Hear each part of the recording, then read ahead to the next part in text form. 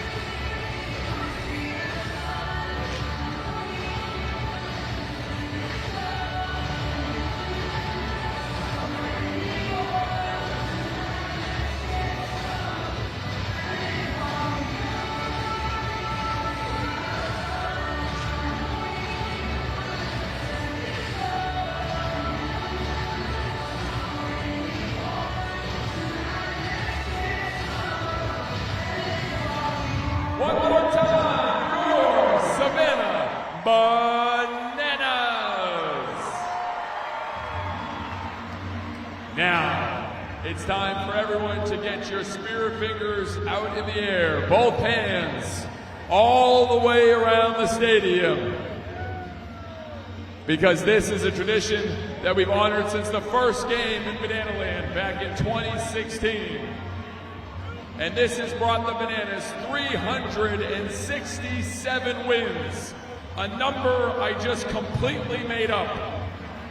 But fans, it is now time to meet tonight's Banana Baby, Steel. 2 months old, stealing the spotlight right now. He was born for this, but he looks absolutely exhausted. He may be falling asleep right now.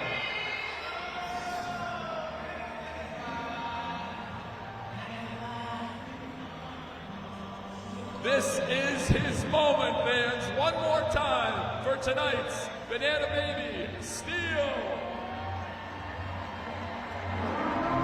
Ladies, gentlemen, boys and girls, direct your attention to left field.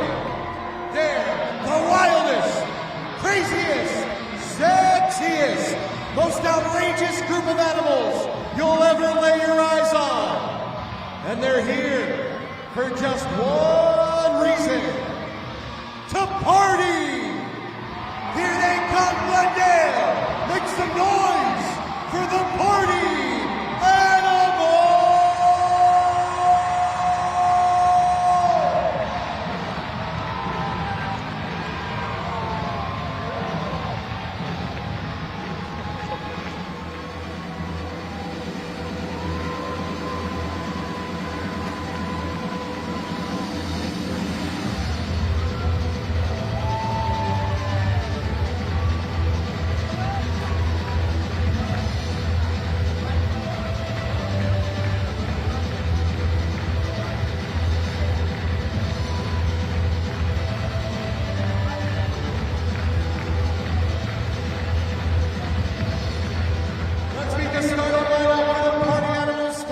Center fielder, Reese Hampton.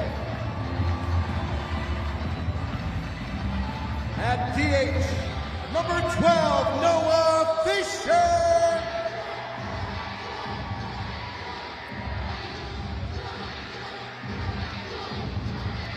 The right fielder, X, Jake Skoll. In left field, number 4, Tanner Tinder Thomas.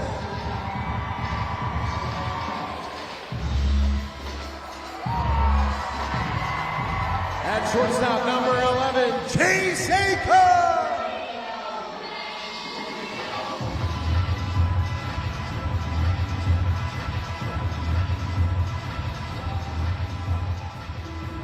At third base, number 8, Bryson Bloomer.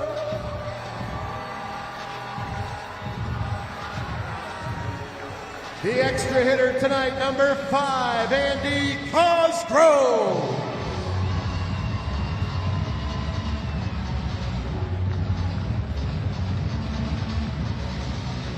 Behind the dish, number 47, Austin Shoemaker. At second base, number 9, Dustin Bieber. And at first base, number 2, Jason Swan.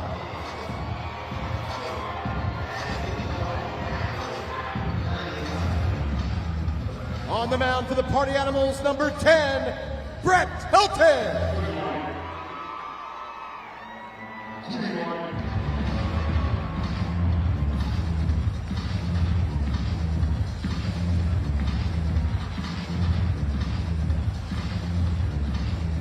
The Party Animals are managed by Mike Baba Vivacis, assisted by Thomas Simino and Anthony. How you doing, Coravado?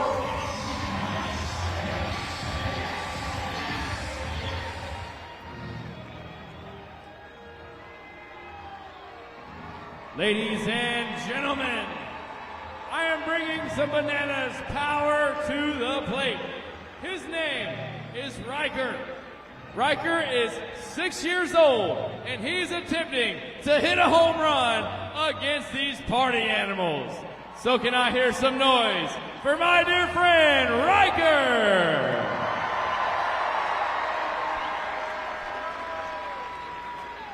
Riker's digging in the box, facing party animals pitcher Brett Helen, who winds up and throws the first pitch. Strike one. It looks like Brett is taunting. Oh, here comes pitch number 2. That is so not fair, Brett. Riker's only 6 years old. Whoa! Split says he's had enough of this. He knocks over Brett Helen and says, this is a fair fight now. Riker, smack that ball whenever you're ready, my friend. Nobody saw that.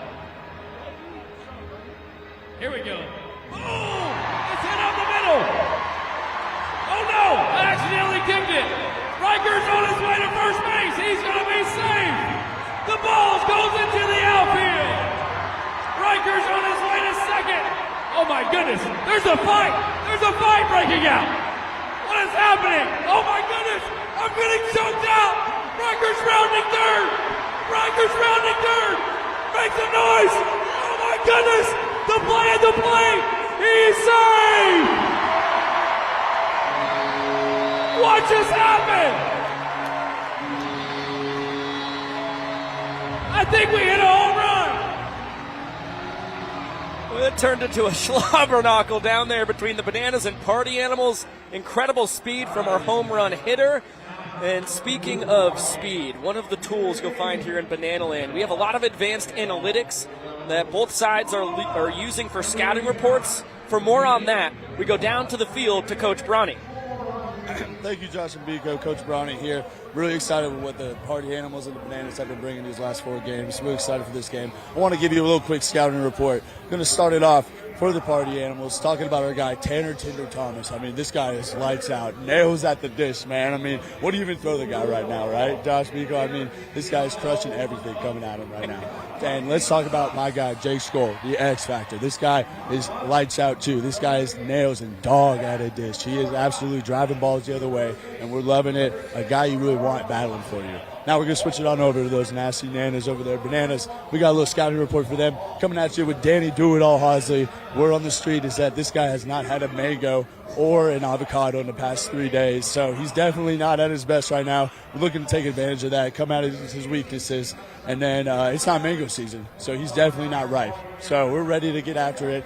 And then coming at Bill Leroy, outdoor Bill. We're out here in the desert right now, not a lot of water, so this guy has not been able to fish lately. So looking at it right now, these guys are not at their best, and we're going to make sure that we attack them hard, and we're going to win it for the Party Animals, just how the boys do it. Astute observations. Thank you so much, Bronson Ballhome. Absolutely, absolutely. Coach Brownie out. Thank you. Can't wait to see him back behind the dish for the Party Animals. You see, he just within the past couple weeks has had surgery on that pinky that broke during the prime season. So we should be back in a month or so, and now it's weigh-in o'clock. We'll let the young professor take over. Introducing first, making his way out of the Party Animals dugout. He is strutting and cutting, and his hits do not lie. Ladies and gentlemen, give it up for Jake Lialios.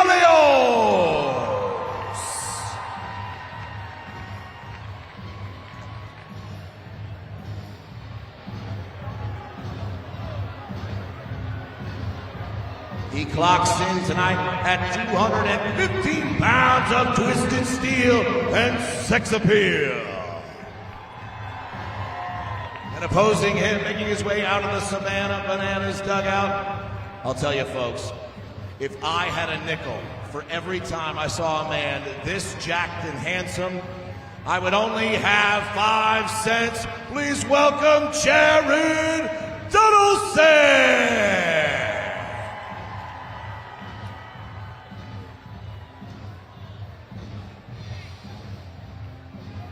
He weighs in this evening at 195 pounds of pure potassium power. And now, home plate umpire Vincent Chapman. 3, 2, 1, go!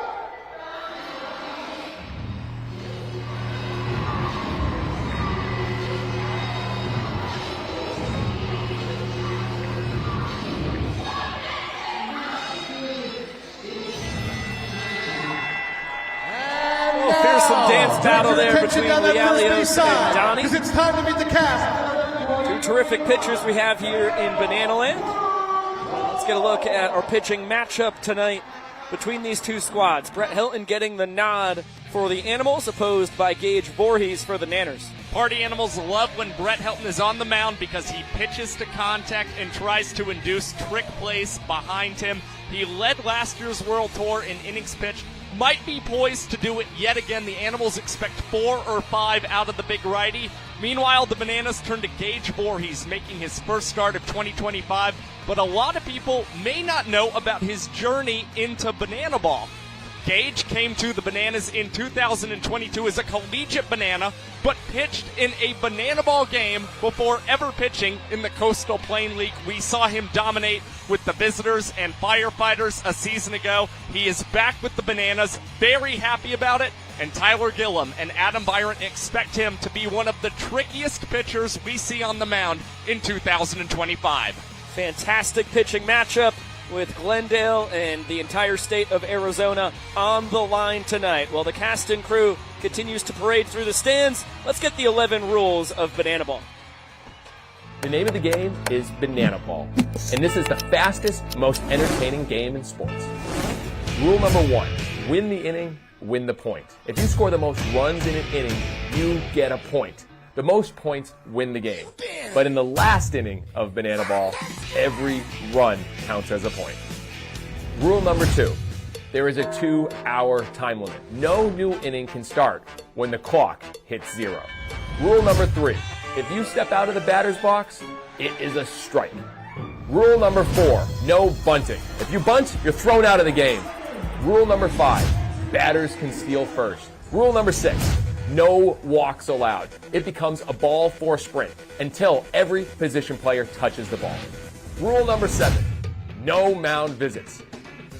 Nope. Rule number 8, if a fan catches a foul ball, it is an out. In Banana Ball, everything's in play, so you better be ready. Rule number 9, the showdown tiebreaker. If the game is tied at the end of 9 innings, or when time expires, it is pitcher versus hitter with one fielder, and the hitter has to score. Rule number 10, the Banana Ball challenge rule. You, the fans, have the opportunity to challenge a ruling on the field. Rule number 11, the golden batter rule. A team can send up any batter to hit in any spot in the lineup. This is guaranteeing the best possible matchup at the end of the game when it matters most. These are the official rules of Banana Ball. We have the rules. The cast and crew have made their way all the way through the grandstands and onto the field, and we'll toss it down to Jesse Cole so now we can find out who is making up the crazy crew in 2025. Now, it is time to meet the cast, so to a little can't stop the feeling. So let's get those hands together above your head. I want to hear you all the way around the field, because it's almost showtime here in Banana Land. First, they'll be rocking all night long. Let's hear it for your Banana Band. And now, the amazing princess here in Banana Land, Princess Metasia. Keep those hands going for your Dad Bod Cheerleading Squad, the Bananas. And how about the fastest man in Banana Ball, Flash the Kid? And keep it going for your bat trickster himself. We call him Ziggy. It's Alex Ziegler. Keep those hands going for the king of potassium. With the greatest abs on any banana, it is Split. And how about the tallest man in Banana Ball, Dakota Stills Alfredin. And now, your dancing umpire, Vincent Chapman. And finally, the breakdancing coach, his name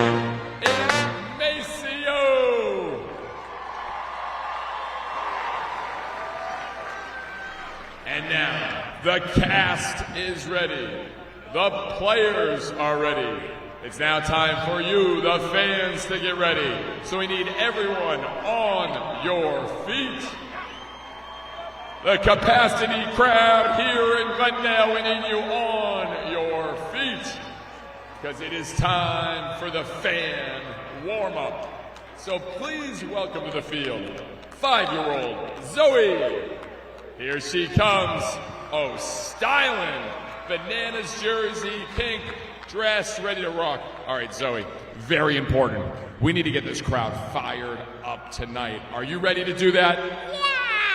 Oh, yes, she is. Whatever she does, you're going to do. Here we go. Oh, good job. Let's start with some clapping.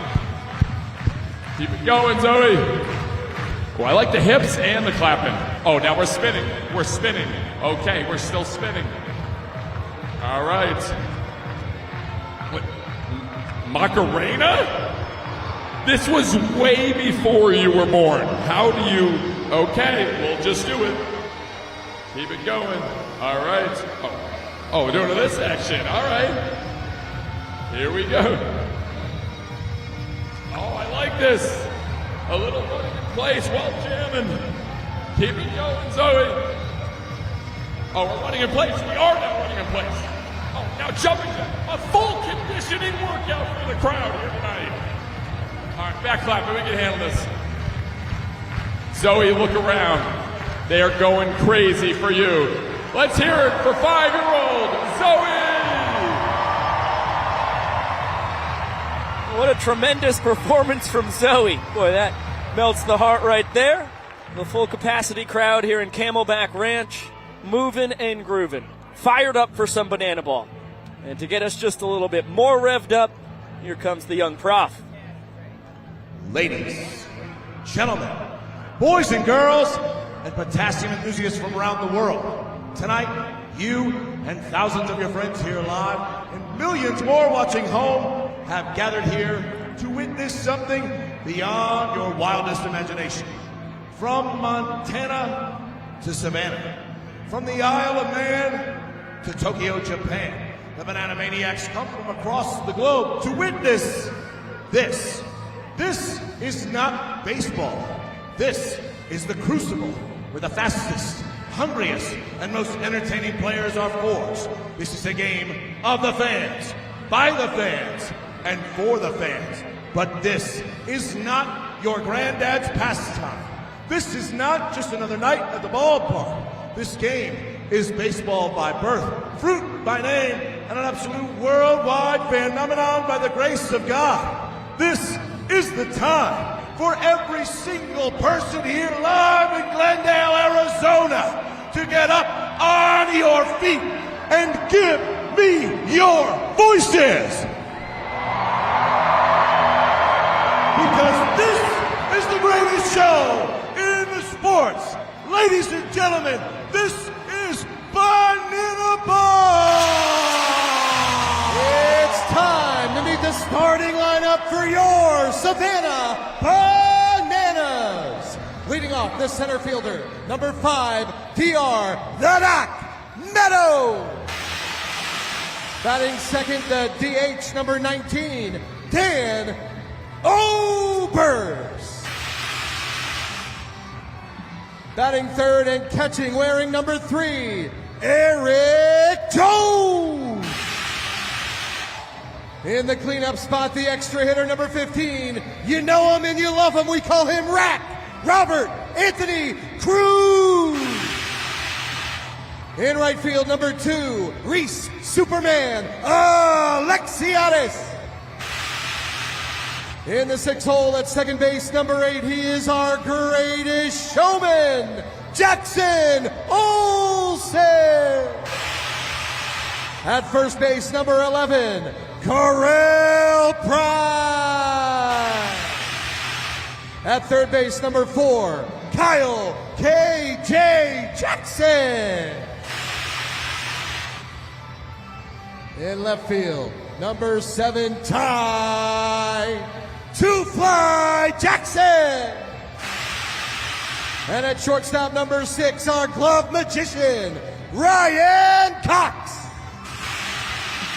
On the mound for your Bananas tonight, Gage Voorhees. Your Savannah Bananas are managed by Tyler Gillum, assisted by Adam Virant, Eric Fox, and Reggie Horton.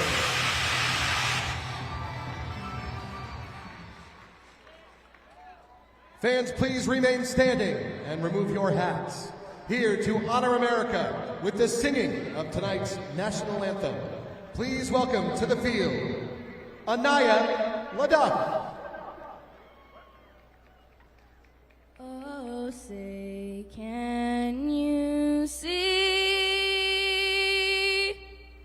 by the dawn's early light what so proudly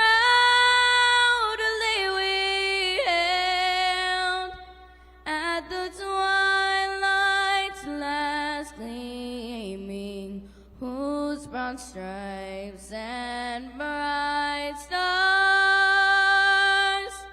through the perilous fight o'er the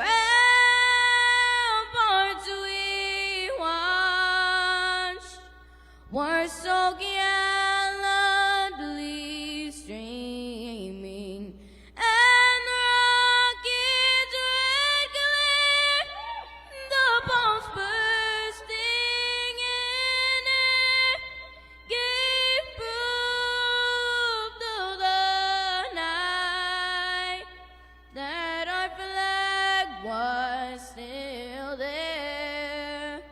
Oh, say does that star-spangled banner yet wave o'er the land of the free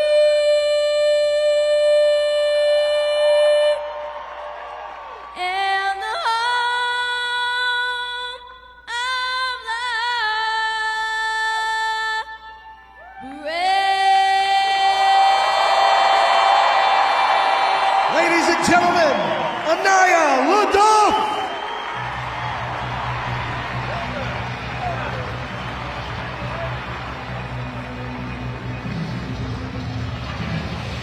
You are watching Game 5 of the 2025 Banana Ball World Tour. Tonight, Glendale is on the line, and thanks to a 2-game split of Mesa last weekend, the Grand Canyon State as a whole is on the line. And we'll see which of these two squads, the Bananas or Party Animals, will be leading this tour as we head to Fort Myers this coming Friday night to resume the action. Just moments away from first pitch. Reginald Leroy Horton fired up as per usual. Reese Hampton at the top of this Party Animals lineup, followed by Noah Fisher, Jake Skoll, and Tanner Thomas. Then Chase Acuff, Bryson Bloomer, and Andy Cosgrove. In the bottom three, Austin Shoemaker, Dustin Baber, and Jason Swan. Well, Tanner Thomas has home runs in back-to-back games here in Glendale. Would love to try and make it 3. Meanwhile, Andy Cosgrove has been batting so well for the Party Animals. They want to keep his bat in the lineup tonight at the extra hitter's position. He is averaging 3 RBIs per game right now. And meanwhile, Austin Shoemaker, we saw him with the Party Animals a year ago in Peoria. He is back with this team temporarily and behind the dish for them tonight. That's right, Shoemaker signed a 5-game contract for these first 5 games in his home city of Phoenix. And gets to hold down the 8-hole here on the Glendale finale. Let's take a look at Gage Voorhees, one of the funkiest pitchers in Banana Land, and that is seriously saying something. He gets the ball from the get-go for the Nanas. It's one of the jerkiest deliveries that you will ever see. He throws from 3 different arm angles, which can make things very tough for Party Animals batters. And the scouting report on him, it's nothing necessarily overpowering for Gage, but what's really great about him is the trickery that he possesses. He is not afraid to do a couple hops, skips, and jumps on that pitcher's mound. And I don't blame him for the favorite movie being Moana. That's a tearjerker right now. Legendary adventure. Got to watch it on a plane last year. Let's get a quick look at the Bananas defensive alignment behind the pride of Springfield, Ohio. In the outfield, left to right, Ty Jackson, D.R. Meadows, and Reese Alexiadis. Third to first, it is Kyle Jackson. Ryan Cox is at short, not Alex Ziegler. Jackson Olsen at second base. Prime is indeed at first. And behind the dish, Eric Jones Jr. Well, Rack has been one of the superstars defensively for the Bananas. 4 of his 6 trick plays to start the season have been rack flips, and he's looking for more in tonight's ball game. Let's get it down to the field. Jesse Cole is about to start this clock. It's time. On 3, I need everyone here to yell, start the clock. 1, 2, 3. Showtime. We saw 25 points scored between the two teams on Thursday night, a 14-11 win for the Party Animals. We saw 29 runs scored between these two teams last night, both of those Banana Ball records. The Nanners emerged victorious, a walk-off win, 4-3. Now a ball and a strike on the only member of the 200 hit club. Reese Hampton a single up the middle last night. 2023 and 2024 tour leader in hits with 98 and 93 respectively. Stands alone with 200 or more hits. Ever consistent for the Party Animals, a switch hitter, which is such a luxury, but he's having to deal with a lot of trickery from Gage Voorhees. You saw the hop, you saw the skip, a 360 spin, but missed high. Besides all the shenanigans you're going to see on the bump from Gage, you also have to look out for 4-seam and 2-seam fastballs, a knuckle curve, a slider, and a changeup. It's a unique arsenal. That one scolded out into right field. Looks like Hampton might be finding his swing. Now only 4 for 19 on the tour, but I would wager he heats up a lot here in the near future. It's been a slightly slow start offensively for Reese Hampton, but he's definitely made up with it with the glove. We saw 3 trick plays from Hampton in center field last night. Now Noah Fisher steps in. Was hitless until he grabbed a pair of knocks an evening ago. 2 for 16 to start his second tour. Has held down the 2 spot in all 5 games. Bava has not switched up the first 5 in his order and has only tinkered slightly with the bottom 5. Well, despite batting 125 right now, Noah Fisher, a 333 on-base percentage for the Party Animals. And in a favorable count, Noah Fisher thought that he had drawn the ball for a sprint. Reese Hampton is thrown out at second base. And that is a wacky series of events that results in the first out of the ball game for the Bananas. Let's get another look at the pitch if we can. Gosh, I'm surprised it was called a strike. Just massive confusion. Fisher thought it was high. He's going to line this one to right. And on the mark with the tip drill trick play. Reese Alexiadis is going to nap that trick play off. Sleepy time for Super Reese. Got the low liner, knew he wouldn't have time to possibly throw out a tornado catcher, the Superman spin. So opted for the tip right to the ground for him. Well, now Jake Skoll will swing it with 2 down and nobody on. So Hampton is going to have to go in the books as a caught stealing. Correct. He's thrown out going towards the next base.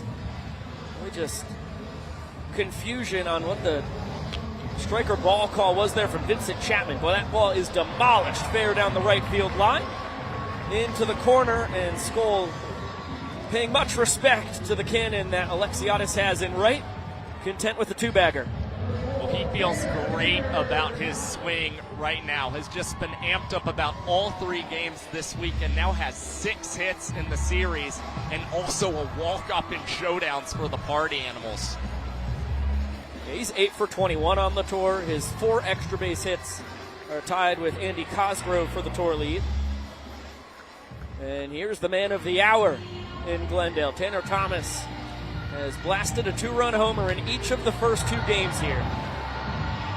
Too far under this one. D.R. Meadows lining it up and will snag it with Skoll already around third base, doesn't try anything crazy.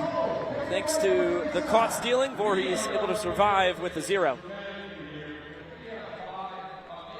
We're going to get another look at this pitch here to Noah Fisher. You see, around the top of the zone. I'm very surprised it was called a strike. That's why Fisher, he was able to drag his leg, though. You could see he keeps a foot in the box. But Fisher's reaction and a slightly late strike call there for Vincent Chapman was enough to send Reese Hampton off to the races. He was a dead duck. And I think usually the guys on base are more so looking at the man in the batter's box as opposed to Vincent Chapman behind the plate. Results in that unfortunate out that killed a rally for the Party Animals in the first inning. We're going to look at the 2024 World Tour numbers from Brett Helton, the overall leader in innings pitched, as he enters his 3rd World Tour here this year. Through 3 innings last Sunday, allowed 2 earned runs and 4 hits. 44% of the outs behind him were trick plays a weekend ago. He's not a high strikeout guy, but he has an excellent changeup and works well with an elevated fastball with 2 strikes. And despite some faulty command this weekend from a lot of arms, the Party Animals can trust his command. He had the 2nd lowest ball force sprint rate on the Animals last year. So far, not a lot of action in the world's slowest race. We do have one competitor. Bright eyes, clear heart. Look at that little rascal go. The other 4 are being left in the dust. Taking a look. And crossing the finish line. Well, the finish line also came towards the toddler as well. Impressive performances by all contestants. Quick look at the Bananas lineup. DR Meadows at the top as per usual, followed by Dan Oberst and Eric Jones Jr. Robert Anthony Cruz in the cleanup spot for a 3rd straight night. Then Reese Alexiadis, Jackson Olsen, and Correll Prime, with Kyle Jackson, Ty Jackson, and Ryan Cox rounding it out. And DR, 1 pitch in, finds the 4-hole. The inning-winning run is aboard. Now, wouldn't you believe it, but 49% of DR's hits last season went to left field. 4 of his first 6 hits this season have gone to the opposite field. It is unbelievable, the offensive adjustments he seemed to make over his time off. Boy, if that's an evolution that sticks to his game, look out. I mean, he led the tour with his .368 batting average and his .450 on base percentage. Both led the tour and set a Banana Ball single season record. And he's 6 for 12 this year, so he's hitting .500. He also has a sprint to his name and 2 steals of first, so his on base percentage is north of .600. 0-2 here to Dan Oberst. Long wait from Brett Helton. Trying to mess with the timing of Meadows, then he drops down, shows off his sidearm capabilities. Helton's working with a new catcher in Austin Shoemaker, so having to try and get him adjusted to the way in which he likes to attack batters as Helton ranges towards the 3rd base line, makes an excellent barehanded grab and throw over to Jason Swan, and will retire Dan Oberst. But with 1 out, it's DR Meadows in scoring position. Helton showing off the athleticism. He was a 2-way guy at the University of Utah. Spent 3 years of college ball there before the Pirates drafted him in the 9th round of the 2015 draft. He was a star quarterback playing football at Cheyenne Mountain High School before that, growing up in Colorado Springs.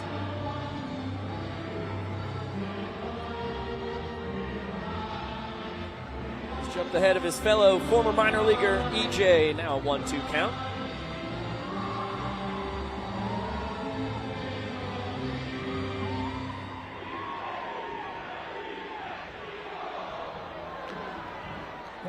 Another 2-strike pitch spoiled.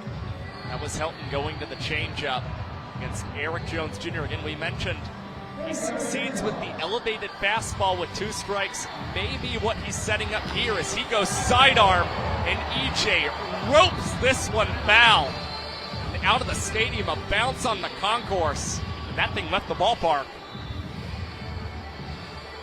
Another 1-2. DR was off on the pitch. Acuff between the legs, across the diamond. grabs his tour-leading 10th trick play overall as Meadows advances to third. First man to double digits in 2025. As you see, smooth between the legs transition. Swanee with the foot on that outside corner of the bag.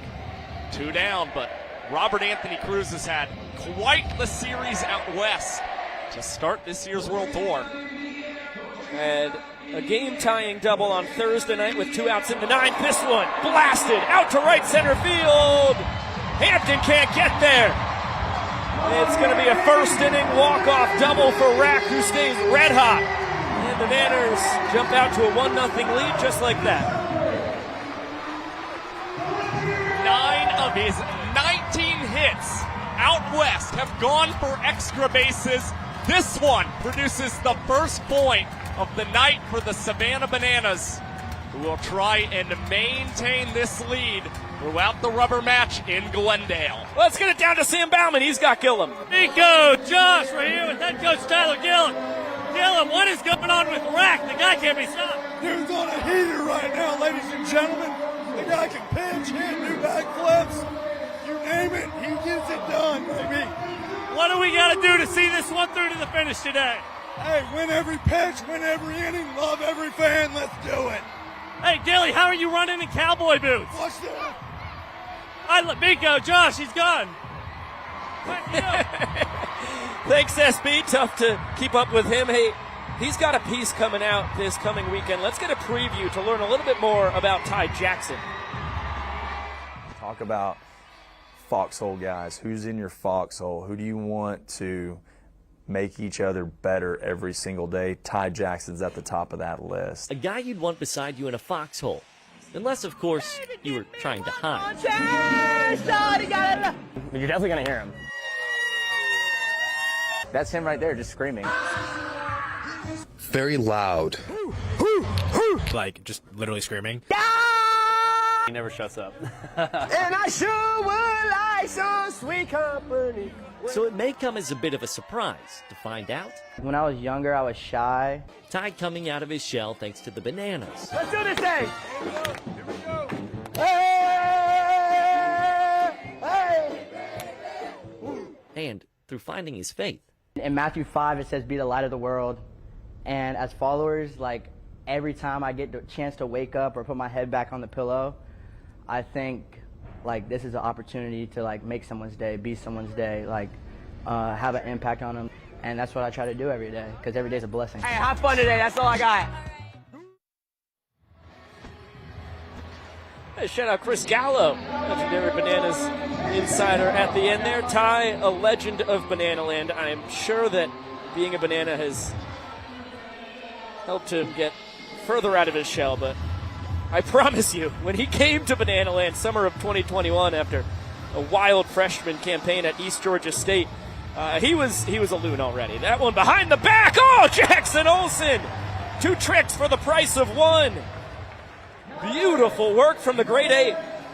Maybe the most tricks we've ever seen in a play for Jackson Olsen. How about this? Definitely 2 or 3 stars in terms of the difficulty behind the back, under the legs. And Jace Acuff, who had 4 hits last night, retired. Acuff, not only the tour leader in trick plays, he's also the tour leader in hits. With 8, Bloomer right on his tail as this one is tapped from Cox, tapped from Olsen, and then Kyle Jackson bats it up with the bare hand, pulls it away in the glove. We'll get another gander at this at least double trick play. I'll give it to KJ. Let's make it a triple trick play. Did it with the bare hand. I support it. Well, that's 4 trick plays on 2 outs quickly for Gage Voorhees here in the 2nd inning. The problem is Andy Cosgrove has been doing his best work with 2 outs.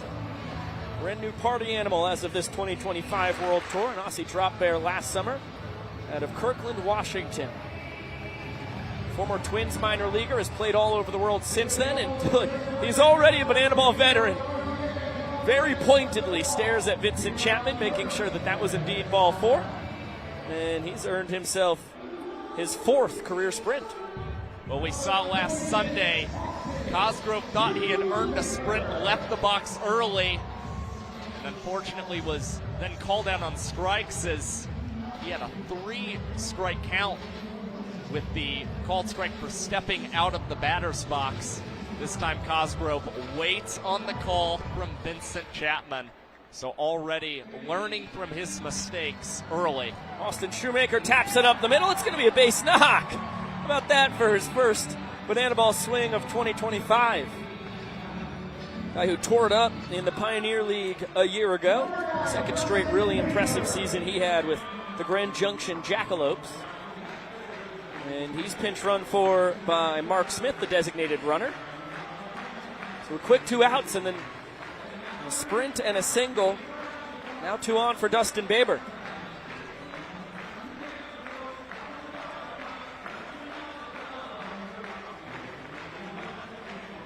Big bender in there, misses just a hair down.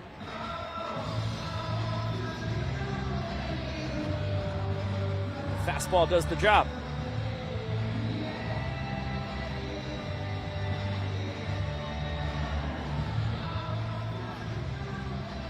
Ball and 2 strikes. And that was an impressive pitch from Gage Voorhees. High leg kick, checked on Cosgrove at second base, and then delivered a perfect strike across the plate to Dustin Baber. Fouled at the dish. Vincent Chapman's going to say it's a fair ball. Baber contesting that he fouled it off himself in the box.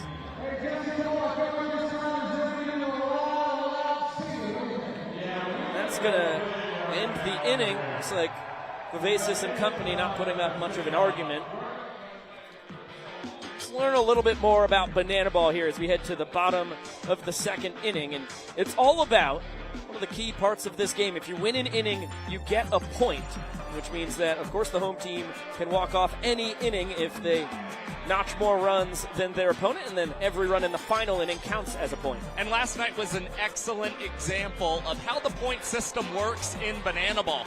The Party Animals had 5 runs in the first inning of play, and then matched that in the second inning as well. Despite having 10 runs through the first 2 innings, they only claimed 2 points against the Savannah Bananas.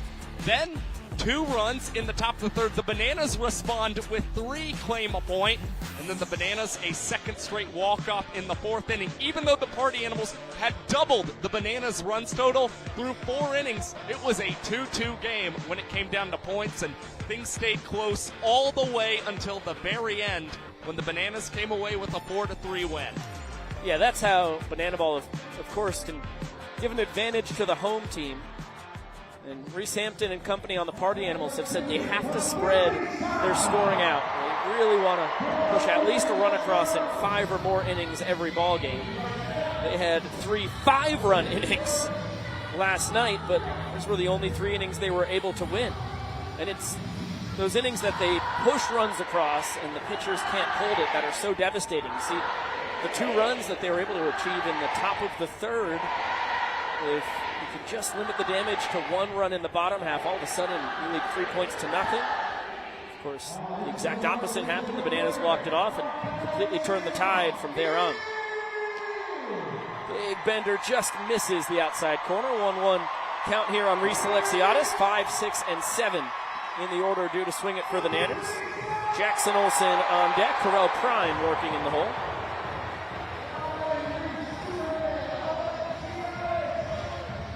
Hilton got 2 outs in the first inning, but was not able to survive Robert Anthony Cruz, who took him deep last Sunday in Mesa. Rack doubles his walk-off total against Helton on the tour. He's now up to 3 overall to tie the doctor in that department.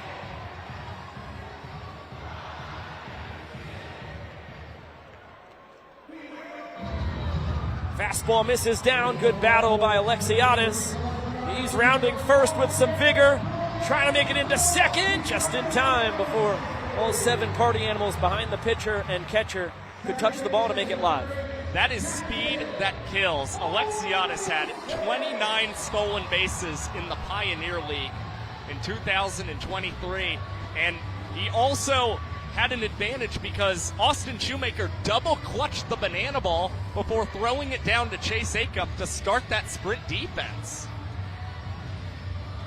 Well, now Jackson Olsen with the inning-winning run in scoring position and no outs. Tap to the right side. It's going to stay fair. Swan, quick tag. Nathan Neuer, the first base umpire, points out that Swanee able to get the leather on Olsen. That's a productive out, though, as it advances Alexiadis to third. And really good blinks for Jason Swan. Timed that one up, noticed it was going to stay fair. Was able to apply that tag right when Jackson Olsen was at him. Infield in against Correll Prime. Foul ball not caught. Battle between roommates. Talked about it last weekend, but Helton and Prime have lived together 6 out of the last 7 years. 4 of those years when they were on the Fargo-Moorhead Red Hawks together in the American Association after they each finished up their affiliated careers. Helton in the Pirates organization, Prime in the Rockies farm system. Also had a cup of coffee together on the Milwaukee Milkmen. This one tapped to second into center field. Prime with his second walk-off of the tour, and the Nanners double their lead. And how about Alex Ziegler taking center stage?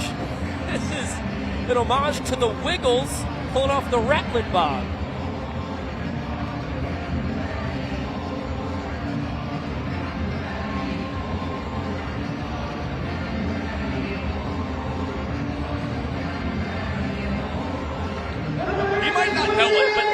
Official application video to be a future Wiggle. That was spectacular. How can you deny that, man? He has the groove in his soul. Excellent work, Zigster. So 2-0 Bananas, 2 innings in. Remember, this is the opposite of how last night started. Party Animals were up 2-0 after 2 frames, ended up falling 4-3. The Banana Band blasts away, and we head to the 3rd inning. Excellent start to Gage Voorhees' night. He's going to have 10-1 and 2 due to swing it for the Party Animals. Swan, Hampton, and Fisher. Certainly scattering a couple hits tonight, but has taken advantage of a couple wild scenarios. We saw that funky caught stealing of Reese Hampton in the first when Noah Fisher thought he had drawn the ball for a sprint. And then that Dustin Baber tapper in front of the plate that he thought he had fouled off of himself winds up being an unassisted out for Eric Jones Jr., the catcher. Yeah, Voorhees has scattered 3 hits and a ball for sprint allowed across his 2 innings of work. Jason Swan's off to a torrid start to his 3rd World Tour, and he's been seeing a lot of that, balls. And he's also been catching a lot of those, barrels. Ty Jackson positioned perfectly, though. Big catch on a tough ball to judge for out number 1. Nice adjustment by Ty Jackson, and you can see, well, we saw in the piece from Sam Bauman, Ty, one of the most vocal presence in the Bananas clubhouse. Certainly vocal after making a pretty spectacular catch. Back to the top of the order. 1-0 count here on Reese Hampton. Cox, Olsen, and Meadows are converging behind Voorhees for a choreographed dance, as they've been known to do.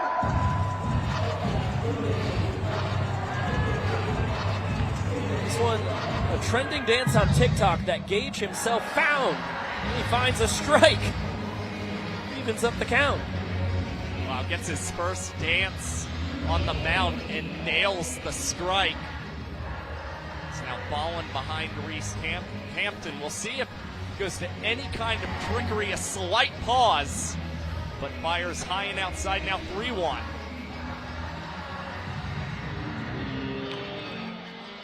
And the count now full. Cowboy Kyle quick on his toes, trying to protect Jesse Cole and company in the dugout. Not a lot of velo on that foul ball. Not a ton of danger over there. Swing and a miss. Voorhees with the funky delivery. Sneaks the heat past Hampton. And it's not going to be overpowering, but what we've seen from Voorhees is that all he cares about is disrupting the timing of batters. You see the stutter step before the leg kick, and Hampton has to go back and catch some pine.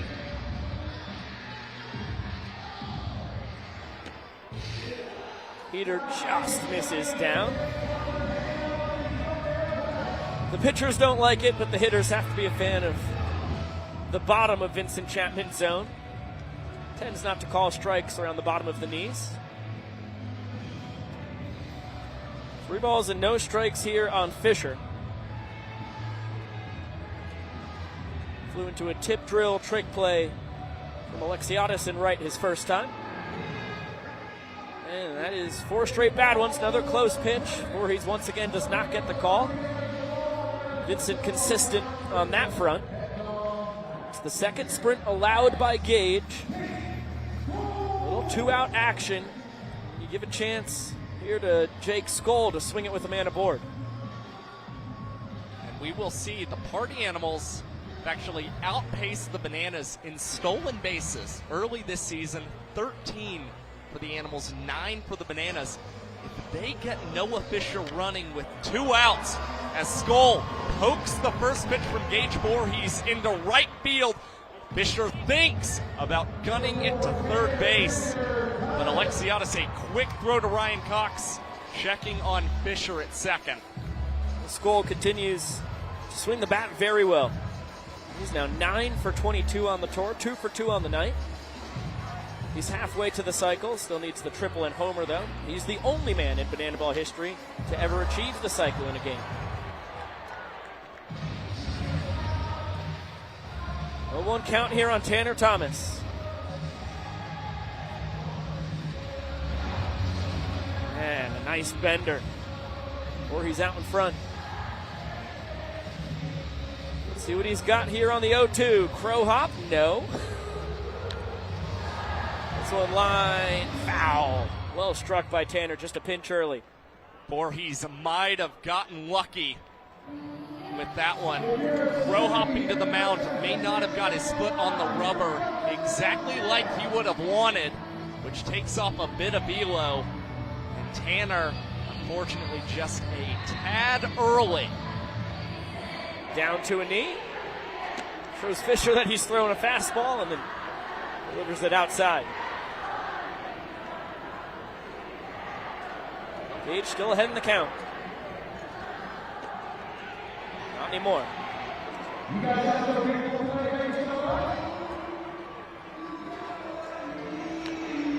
Another foul ball. This is where Reginald Horton says you got to win the 2-2 counts. Important in baseball, especially important in Banana Ball, where 4 balls to Tanner Thomas will score Fisher from second here. Under this one, Meadows charging in, Cox out, and Ryan tries to barehand it, he'll come away.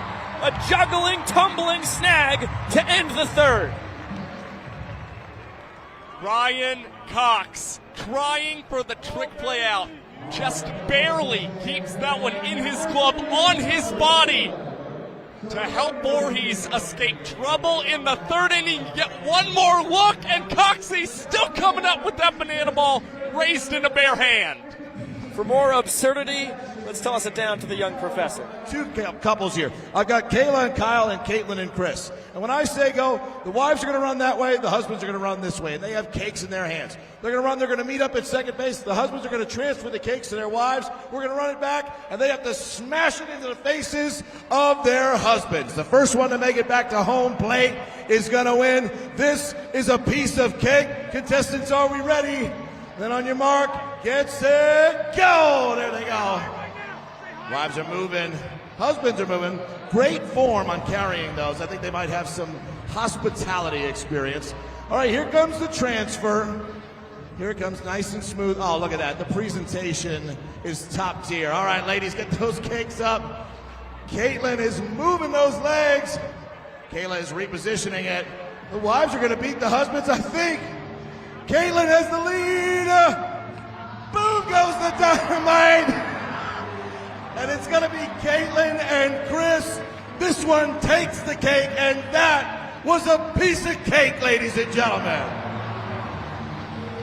Brand new promotion and a fun one at that. Brett Helton heading out for his third inning of work. Continues to have no run support. 3 straight donuts thrown up by Voorhees. And now Brett has to contend with the bottom of this Bananas lineup. Kyle Jackson, Ty Jackson, and Ryan Cox. KJ and Ty both eligible for Banana Ball Rookie of the Year consideration this year, even though they played with the Visitors and Bananas last year. They did not hit the plate appearances quota to ruin their rookie eligibility. Certainly a pair of guys to look at for that Rookie of the Year award, as well as Correll Prime. AJ fouls that off himself behind 1 and 2. Only 1 for 6, 4 games into this tour, but 3 ball 4 sprints. Doing an excellent job of getting aboard. Shows off the eye right there. It's interesting considering KJ looks like he would be one of the more reckless Banana Ball players. He will look and chase on that outside corner. And 3 innings into the ballgame, Helton picks up punch out number 1. Well, it's only the 4th out that Brett has grabbed, with walk-offs in the 1st and 2nd, with 2 down and then 1 out, respectively.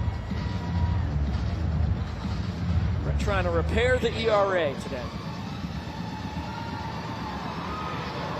It's one of the bugaboos for visiting pitchers as he pulls off the red light, green light celebration.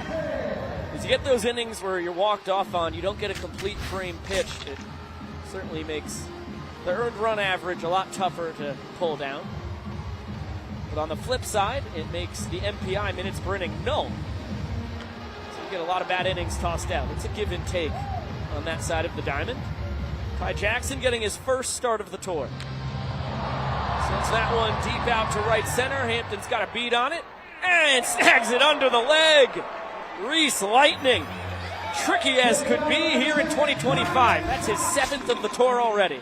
We've seen mostly tips and mostly catches behind the back from Reese Hampton, but sizes this one up and opts that the best decision is to field that one under the legs. Incredible catch on a pretty defensive swing from Ty Jackson. Yeah, he pushed that ball out towards the 410 sign in center field. Shows off the pop. It's a guy who hit his first career Bananas home run in only his 3rd game played. As Cox rolls this one over. 360 between the legs. Dustin Baber, you bet. Another gnarly trick play from the Party Animals. And a quick 1-2-3 frame for Helton. Back-to-back stellar Party Animals trick plays. A 2-minute and 32-second frame for Brett Helton. Let's get it down to Emily Cole on the field.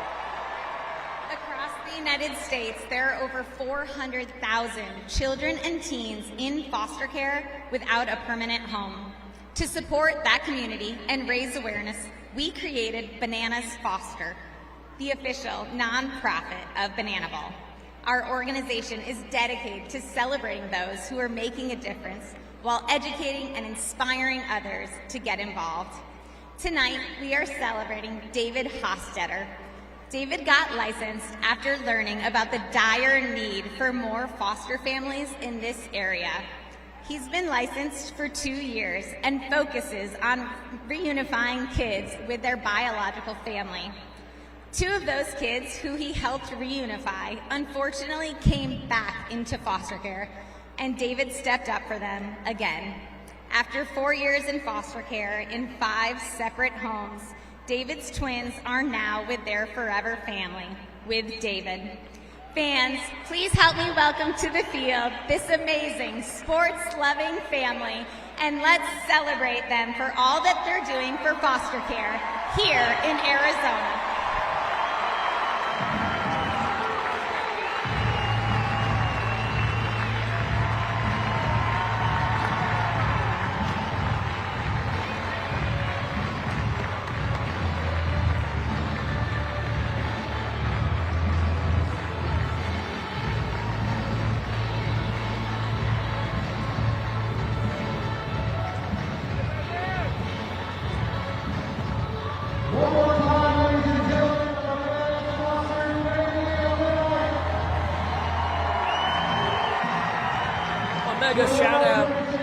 David Hostetter. Incredible stuff he's doing here in the foster care community in Phoenix. That warms the heart right there.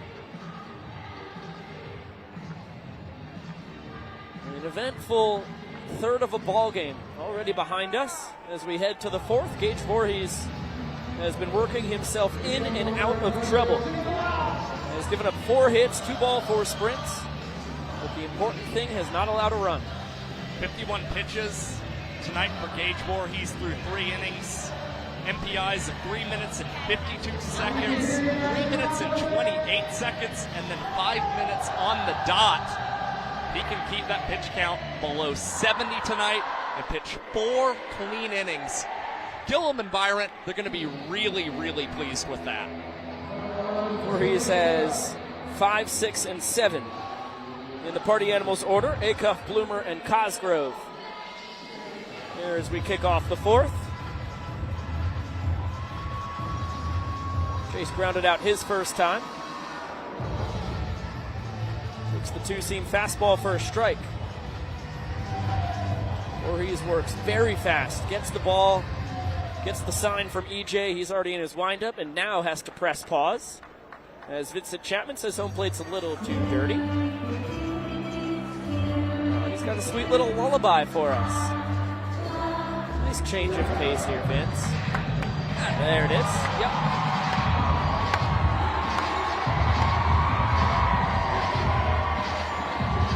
Back to our usually scheduled programming here. Big finish with Eric Jones Jr. That was anything but subtle.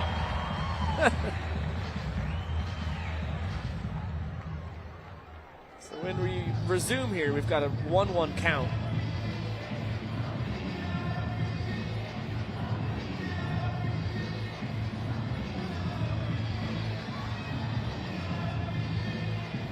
Gage dropping down, showing off a new arm angle. Ahead 1-2, 360. This one roped down to left center field. Ty Jackson on his horse, diving, can't get there. Meadows is going to fire it in. Chase Acuff cruising into second with his first extra base hit of the tour.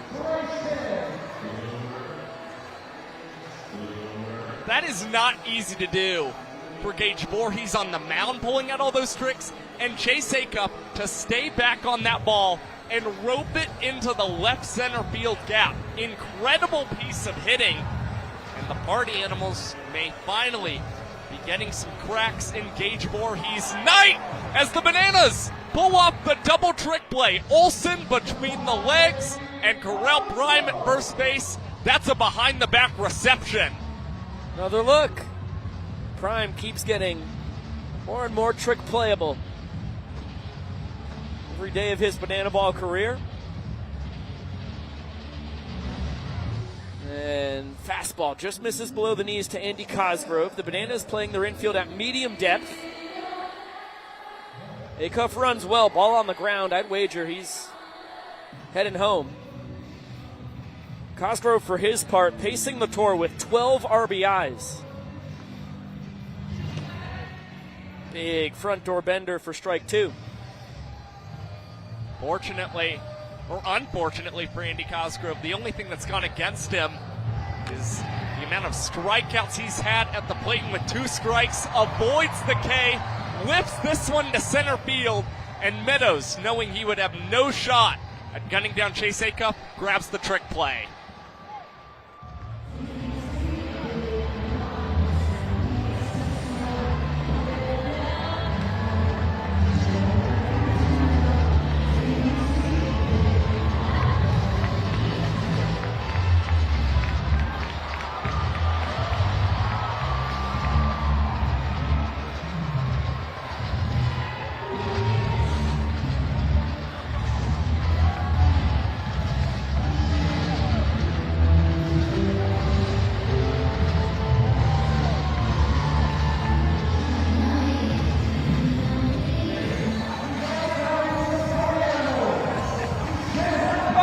Fires me up to see the Party Animals head coach breaking out the tap dancing skills and then blessing us with those funky knees of his.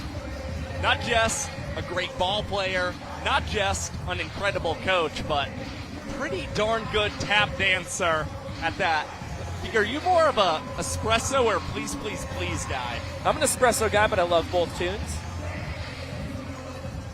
With Sabrina Carpenter, she has really stepped onto the scene and has been dominating the music scene. At that, Reese Alexiadis tries for the tornado. Catch comes up empty.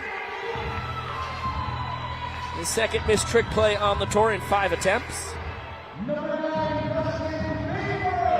And Vava will let his designated runner take over on first base for him. Mark Smith on the bags for the second time tonight. Designated runner can pinch run 1 time every trip through the order.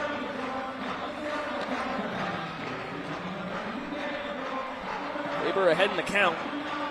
Vava, a guy who goes back to that One City World Tour to Mobile, Alabama, as Babe lines that one foul.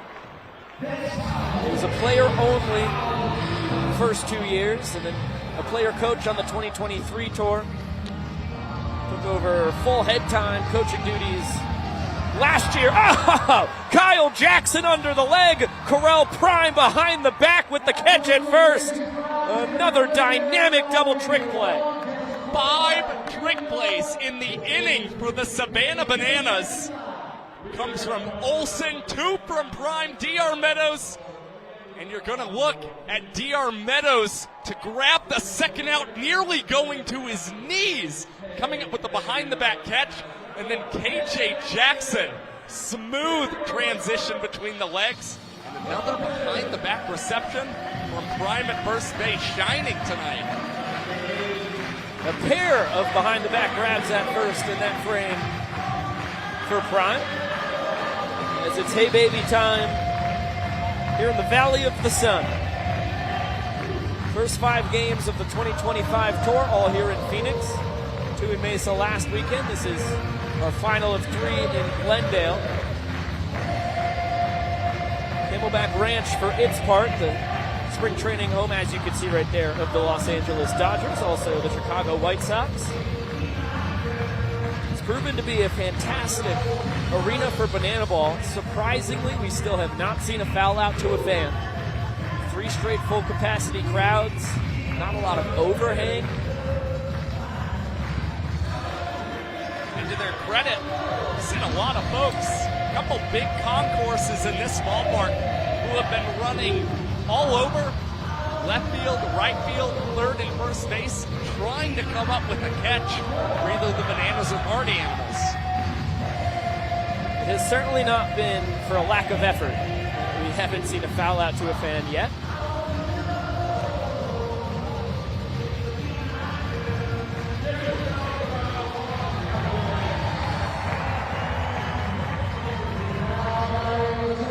We wrap up Hey Baby here.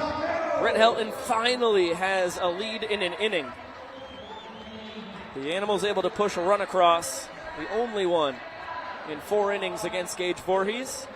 And now Helton has the top of the Bananas order to contend with as he tries to put up a 0 and get his boys on the board in the points department. DR swinging first pitch. He's seen 2 pitches tonight. He has 2 singles. The first one to right, this one, of course, lined to left. Well, this is a big test, not only for Brett Helton, but kind of Party Animals pitchers as a whole. Every time in which they've entered an inning with just a 1-run lead, they have been unable to hold on to the lead against the Bananas. High popper, Dustin Baber behind the back, of course. Derek Ginger with his second trick play on the ballgame. And here comes Eric Jones Jr.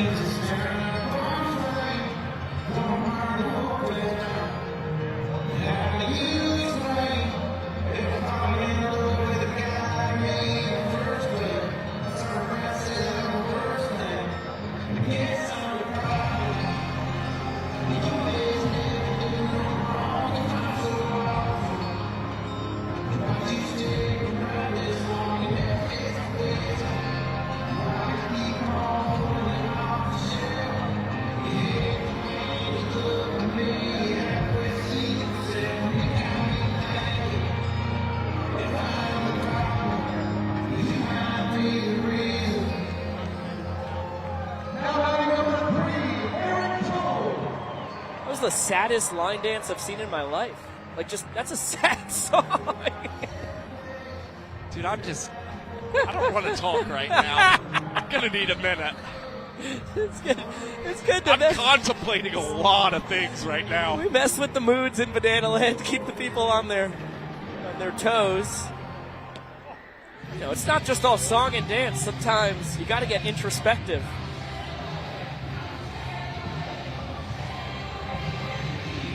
Gosh, those lyrics cut to the core there.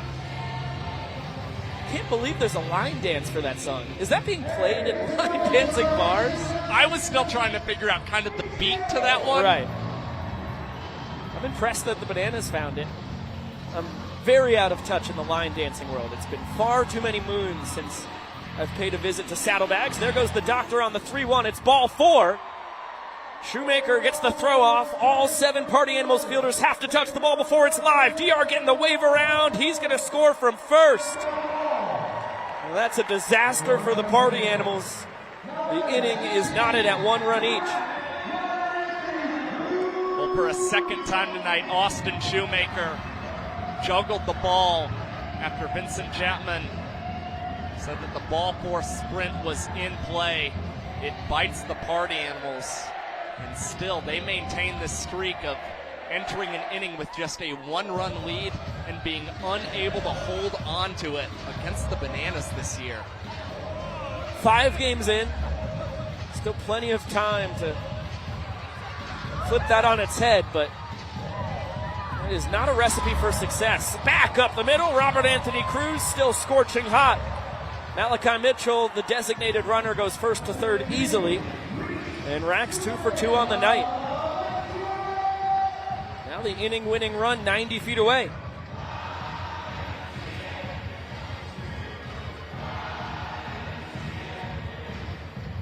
Reese Alexiadis, a tough guy to double up. Corners are in for the Party Animals.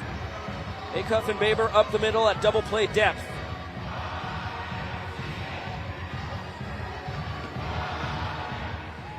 Super Reese ahead 2-0. He earned a sprint his first time, scored the inning-winning run in the second. Maceo Harrison coaching first base. Whatever he's doing over there has been working for the Nanners.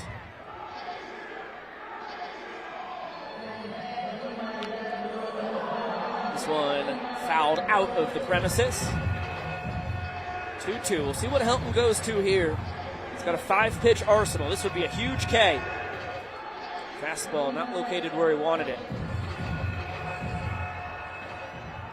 Sometimes Reese has the tendency to overswing in the box, try and be a hero. Helton needs to challenge Alexiadis and tries to grab the inside corner. Vincent Chapman finds that one running in a little too inside. 3rd walk-up of the game for the Bananas. See what the celebration is. Malachi Mitchell, I thought he was looking a little extra swole. I think he's got a couple dozen shirts on. And this is turning into an impromptu t-shirt toss. I have very few regrets in life, but one is never getting to be the guy wearing, at least 10 plus t-shirts and throw them all over the place. Try and fix that at some point. Let's get it down to Drake Toll. He's about to host a promo. It's over doesn't mean the action has to be. Let's take you back to elementary school with a little bit of dodgeball. In the right corner, it's not about the size of the dog in the fight. It's the size of the fight and the dog, the Little Leaguers. And in the left corner, there's nobody in the left corner. So what do you say we bring out the baddest men in Banana Ball, the Party Animals? It is professional athletes versus some tiny targets. Gentlemen, are you ready? I don't care. Go! Animals off to a hot start. You gotta go all the way back to the... Whoa! It's a lawless game of dodgeball. If you are hit with a water balloon, you are out. And the 1-minute timer is underway. Already, the Tiny Tykes back here playing close to the line while the Party Animals are right on top of these buckets. Some gamesmanship. We have just 3 Tiny Tykes left to go, and we are halfway through our dodgeball. If the Little Leaguers want to make a comeback, they're going to have to find water balloons. They haven't picked one up in a long time. And there's the ambush. Oh, no! Chase Acup has grabbed a Little Leaguer right in the dome. Just one to go. He's helpless. Oh, Glendale! Give it up for champions of Party Animals Dodgeball, the Party Animals! Excellent call, Drake. A delay was Party Animals. There was no mercy on the kids. A quick look at the resume for Kyle Perry. He takes over on the mound, so the book closed on Gage Voorhees. Malachi Mitchell still working his t-shirt toss in. 10-1-2 due to swinging here for the Party Animals. Jason Swan with a 3-1 count on him. Voorhees, for his part, excellent. Scattered 5 hits and 2 sprints across 4 innings, but only allowed 1 run, earned 3 points. Swanee with the big swing on 3-1 is going to dink it in. I don't think anybody touched it. And barring a replay showing us something different, I think it's going to go as a single in the book. From this view, looked like a hit, no glove from Cox or Meadows. And that's a ball that D.R. Meadows has to take charge on and call off Ryan Cox. I think both guys were probably aiming for some type of a trick play. Just got caught up in miscommunication at the very end that results in a knock for Swanee. Yeah, it's definitely DR's ball. 2-0 count now on Reese Hampton, who turns around to hit from the right side for the first time tonight. Well, Flash has made it up to the second deck. Speed impressive once again. 3-1 now to Hampton. He'll get 3-2. He's back to his natural side.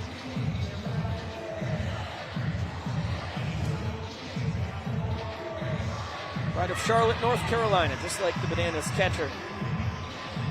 Hampton and EJ, great friends, have done a lot of training together in off seasons. This one a mile high, foul territory. Kyle Jackson into, he's going to run out of room.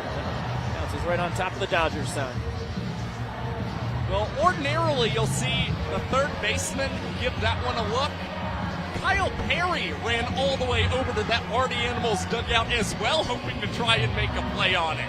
Showing off the hustle. Talk about impressive of an athlete. Brett Helton is earlier tonight on an excellent defensive play he made. Kyle Perry, really a tremendous athlete as well. 6-year man out of the University of Nebraska. Had a bunch of offers to play college basketball. Ended up going the baseball route because the arm was just so impressive. Gives Hampton the sprint here, who's digging for 2 bases. He'll get him. Belly flop slide just ahead of the tag from Jackson. Swan at third base, and the Animals in a great spot to put some runs across here as Flash continues to do his thing. Now he's in the outfield. Are there multiple Malachi Mitchells? I mean, this feels like the Prestige. Well, I know that Kyle Lewis once wanted Danny Hosley cloned, but I think they're using Malachi Mitchell as the test dummy. Got their hands on that Tesla technology.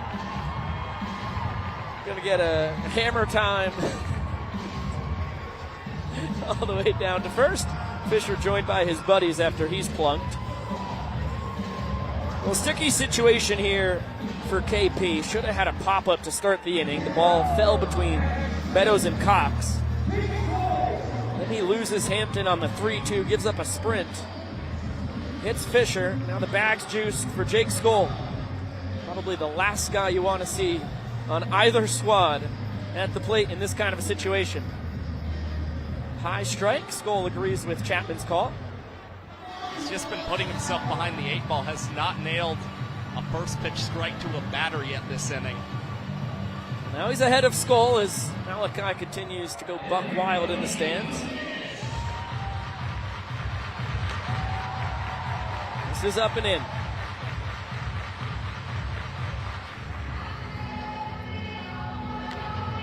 Slider tap back to Perry. He'll flip it to home for 1. EJ to first in time. 1-2-3 twin killing. Just what the doctor ordered. Kyle Perry hopping and bouncing around the mound. excellent job. Recognized the opportunity he had to grab the double play. Amazing throw by EJ. And we have a challenge on the play. Not sure if it was the fans or the party animals who did the challenge. Obviously, the call at home stands. And wow, okay. Did EJ get the foot back down to the bag in time? What a hustle by Skull. It's a former Georgia DB. Busting it down the line. Looks like Skull is, I would lean safe. We need conclusive evidence to overturn the call on the field, though. I would like to go back to the previous angle. Completely agree. The first angle, I think, was going to be the moneymaker. All right, here we go. He's off the base. When does he get that foot back down? Okay, nice. He looks safe. He looks safe? Yeah, safe. He's safe. Safe. Overturn. Call is overturned.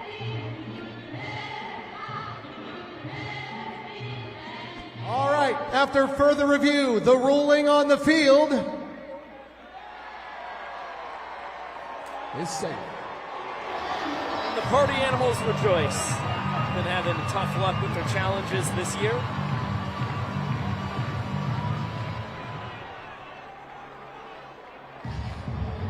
So that's now just a 1-2 fielder's choice. Bag still full, only one out. Tanner Thomas steps in. Perry trying to take advantage of another left-on-left matchup. Tanner Thomas perplexed by the slider from Gage Voorhees tonight. Hopefully Perry has recognized that and will use some of his off-speed pitches against Tanner. Thomas, one of those rare lefties that has reverse splits as this one's fouled off. He has always hit better against lefties than righties. You do not see it very often. Goes back to the Tallahassee Community College days, Virginia Tech after that. His 2 summers as a Savannah Banana, 18 and 19. Doesn't bite there. Not even at 2-2. And it stood true in his 3 Banana Ball World Tours as well.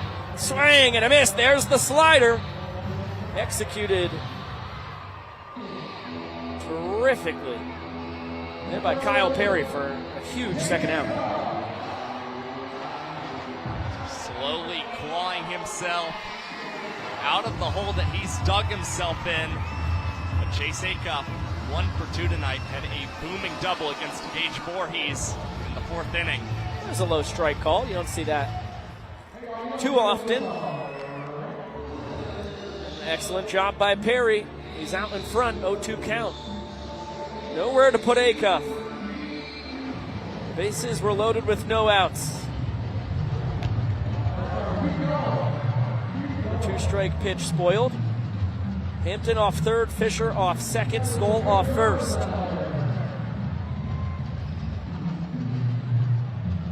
Acuff trying to bring his boys home. This one lifted out to right center field. Meadows making the call. He will tap it up. Alexiadis tapping it up himself. Adds the bare hand and a cartwheel. A double trick play to end the frame. Perry works in and out of trouble. Strands the bags juiced. And with the bases loaded, the Bananas still pull off the double trick play. DR with the communication, a tip from Alexiadis, and there you see that bare hand and cartwheel. What a masterful job from KP. 10 out of 10 on the trick play. I give Alexiadis and Meadows 2, maybe 3 out of 10 on their cartwheels. We had a really cool event this weekend. Handful of Bananas and Party Animals players making their way over to the Miracle League. This has been a favorite stop for our Banana Ball players everywhere that we travel around the country. Got to do it in Durham each of the last 2 years as well. And it's just so much fun to get to see these guys having a blast and more importantly, the kids all having the time of their lives as well. really popular event. You see Rodriguez, Alexiadis, Acuff, even Blake Benson and Bronson Ballholm out with injury right now, able to be with the kids at the Miracle League. And there's always a competition. All the guys are trying to go to these events whenever we're in a city that they're hosting one. Yeah, and for those who may not know, the Miracle League offers children, teens, and adults with disabilities or special health care needs a home to play baseball. So it's such a magical event for the kids and our ball players as well. Dalton Malden is leading off this bottom of the fifth against the new man on the mound for the Party Animals, Nate Tellier. And he's going to send this one out to right center field. Big bat flip. Reese Hampton grabs it. And as we hit the hour mark on this ball game, here comes our first halftime show of the year.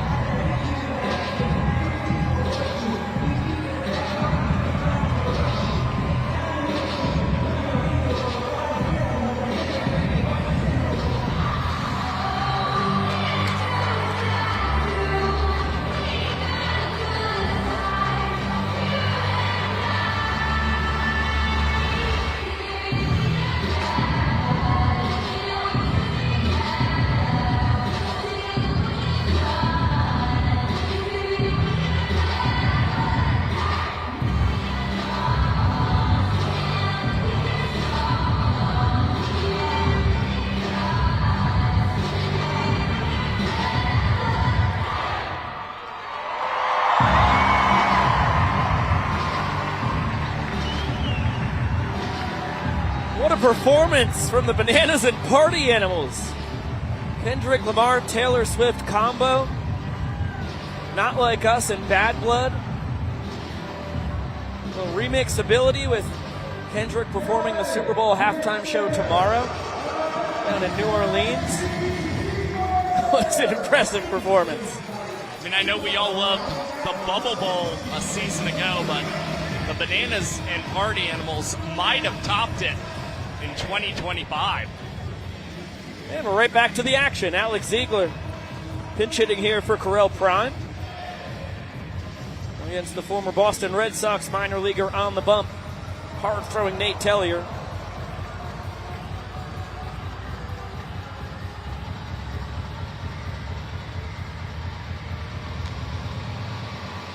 Acuff gobbles it up between the legs, throws on the run. Swan coming down on the bag.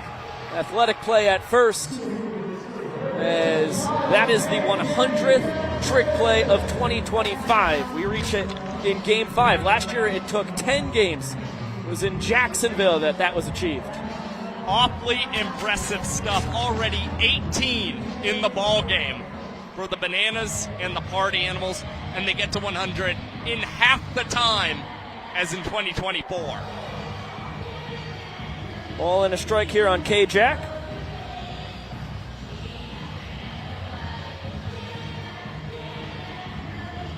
And he is nailed.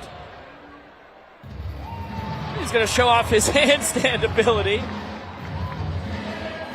Good use of the opportunity.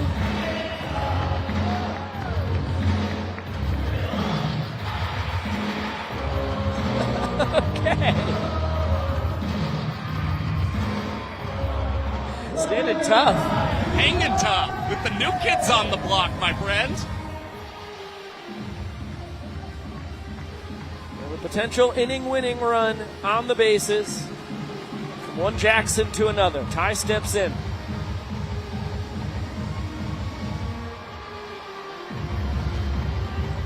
Ahead 2-0.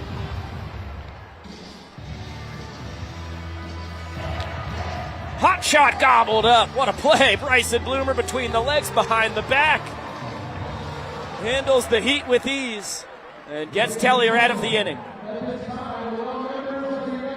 Well, despite a halftime show, the Party Animals grab 2 trick plays. Nate Tellier throws a 2-minute and 16-second inning. A look at the out call there from Nathan Neuer, the first base umpire. We're only 4.5 games into this season. It has been a wild ride thus far as we've kicked off the tour here in Phoenix. And in Glendale, our first of 27 new stadiums to get Banana Ball. It's going to be a thrill to get 17 MLB parks under our belt, including 12 new Major League Baseball stadiums. And of course, the headline of this tour, 4 football stadiums, starting in Tampa Bay with Raymond James. And then Clemson is going to be the biggest of them all. Death Valley hosts over 80,000 fans, heading to Charlotte and Nashville, home of the Panthers and Titans. They're all going to be unreal atmospheres and really unique Banana Ball experiences. They're only going to add to the rivalry between the Bananas and the Party Animals, and things are going to get very interesting in those games. I know we've got our friends from Netting Pros who are going to help alter the dimensions of those playing fields significantly. Oh, you're right. But hey, we may see a plethora of home runs. It depends on if they can get some balls over the nets, which are going to be especially high. So far the plan is 55-foot nets in either left or right field. It depends on the football stadium, which side is going to have the about somewhere between 180 and 220-foot fence. Once again, depends on the arena. But that's nearly 20 feet taller than the Green Monster in Fenway, just for a little comparison. It's a Chapman hustling after that foul ball. Ball and 2 strikes here on Bryson Bloomer. Kyle Perry out for another inning of work. Andy Cosgrove on deck. Austin Shoemaker in the hole. And the big bender cut on and missed. Perry gets the K on the slide piece. Yeah, good-looking pitch to Bryson Bloomer, who's been so good at putting the ball in play this season. Now, the ever-dangerous Andy Cosgrove, who had his first career Banana Ball home run last night, is at the dish. Ball and a strike on the star from Love Island, Australia. The insane journey to get there. After a couple years in the Twins organization, played professionally in Czechoslovakia, the south of France, in England, playing around London, and then took his talents to the land down under. Great check there. Full count now on Cosgrove. And through working at one of the most popular bars on the Gold Coast, just found himself on Love Island. Ty Jackson's going to play this on a hop. It's so many people telling him that he should apply for the show. Love Island USA had actually reached out to him a couple of years back. They had interviewed, didn't end up working out. When you're Andy Cosgrove, you're the kind of guy that a lot of reality TV shows seem to find you. And once Andy applied for Love Island Australia, they said, yeah, we'll get you in. He was a part of that 2023 season. Cox under the leg. How'd he pull off a trick play on that? Just barely nabbed Shoemaker as Cosgrove gets up to second. Well, you see Cox ranging across the second base bag over towards Olsen's position to take charge and throw out Austin Shoemaker. An emphatic celebration from Coxie as well. Kyle Perry has gotten 2 outs, and now Dakota Stiltzall-Britton enters onto the mound to face off against Dustin Baber and help maintain a scoreless 6th inning for the Manners. Well, after a shaky start to the tour, which the Party Animals notched 3 earned runs against him thanks to Cosgrove clearing the bases with a double. Stiltz has been excellent across his most recent 2 appearances on the bump and made his tour hitting debut last night, lined the ball down the right field line, picked up an RBI single. Well, Dakota Stiltz-Albritton told me before the game that he was just hoping he wouldn't have to face Andy Cosgrove, who has had his number, has doubled against Stiltz, hit a home run against him during the prime season scrimmage games. Kyle Perry, fortunately, didn't have the luck that he wanted against Cosgrove, who stands at second base. But Stiltz has to feel pretty good against Dustin Baber, who downs his beverage for getting into the batter's box. Party Animals trail by 3 points. Really could use some offense. With Nate Tellier or whoever may come in from the Party Animals bullpen, a chance to win this inning. 2 balls to Baber. Stiltz, when he came out on the mound here Thursday night, said he couldn't throw a ball. That one right down the chute. And Dalton Malden backpedaling, barehanded. Get yourself a trick play. Nice job from the songbird of our generation as Stiltz does the job. If Malden drops that one,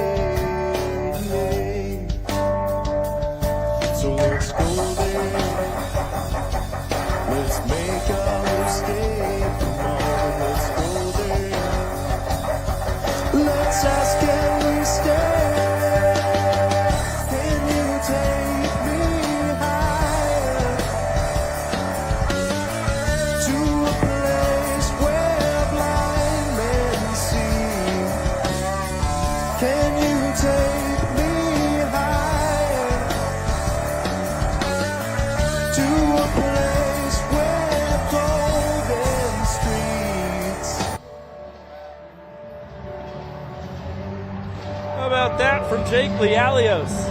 That was him singing, that was him playing the guitar. And now it looks like he's coming into pitch.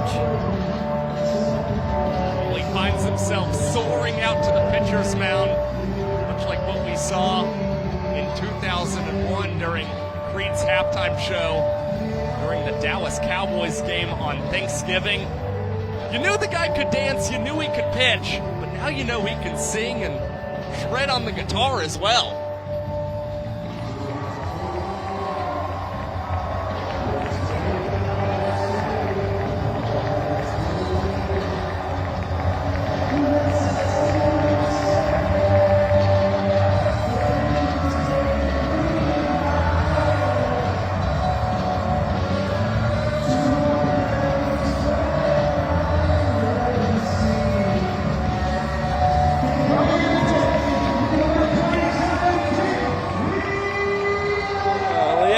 Gets more and more impressive. Every day you get to know the guy.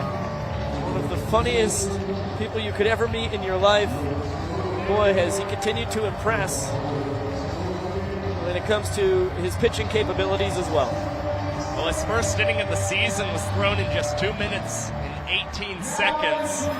We saw him appear in last night's ball game after the world's fastest inning, and fortunately for the righty, he didn't have all his outfielders set defensively, so he threw one pitch.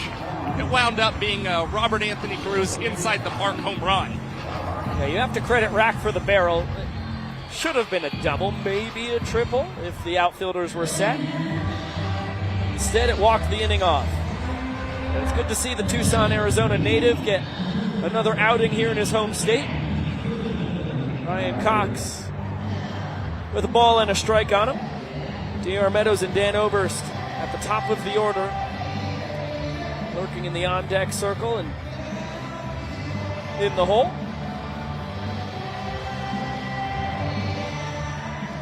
2-1 here. Lealios, a high spin rate guy with the fastballs, throws a ton of them. Works a 12-6 curveball, a changeup, and a few cutters in as well. That's a barrel from Ryan Cox. He's going to have himself extra bases. Skull and Hampton converging. Cox is thinking about 3. Relay from Baber. Not in time. Head first diving triple for the glove magician, and we hope he's okay. The tag from Bloomer had some sting to it. Yeah, clutching his hand just a little bit. And Byron at third base checking on Coxie. But he has that sneaky speed. Oftentimes you see Malachi Mitchell enters as the designated runner for Ryan Cox, but this is a guy who's good for a couple triples each Banana Ball World Tour.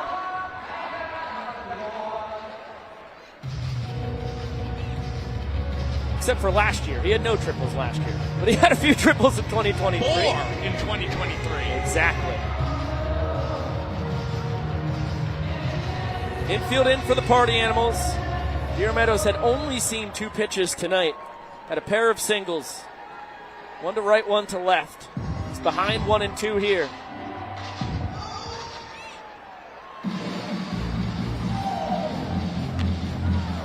That one deep to center. It should get the job done. Hinton's got a great arm.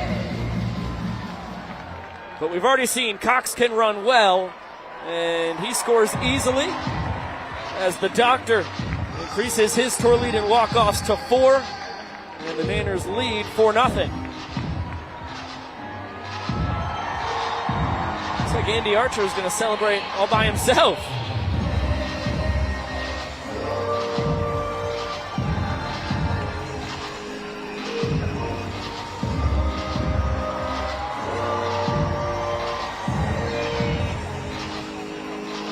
And here come the boys.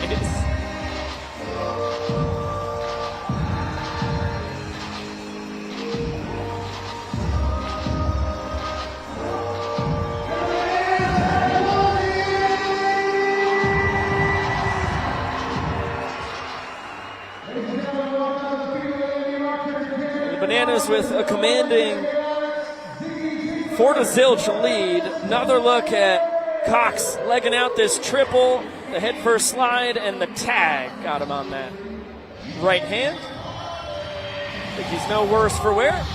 Looks like Macio's got Donnie and Nisnik, and they'll dance us to the 7th.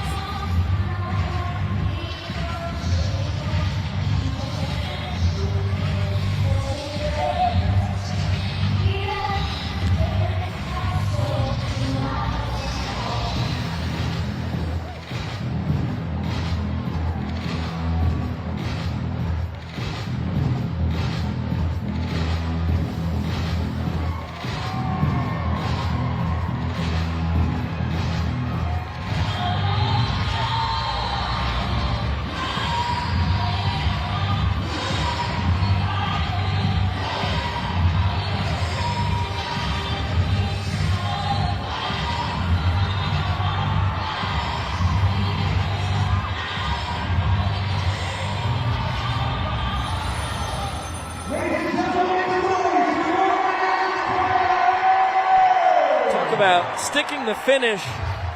Maceo with Donaldson and Nisnik pulling off a sweet boogie, and Zach Phillips, good to see him back out on the bump after he was under the weather a couple nights ago. Yeah, an illness in Glendale fortunately caused Philly to miss last night and Thursday night. Right. But he was the best Banana from an ERA plus standpoint a season ago. And he's looking for a little bit of redemption as well. In his season debut, he threw 40 pitches and registered nearly a 9-minute inning. Jason Swan decides not to attempt to steal first base there. Something he did only once last year.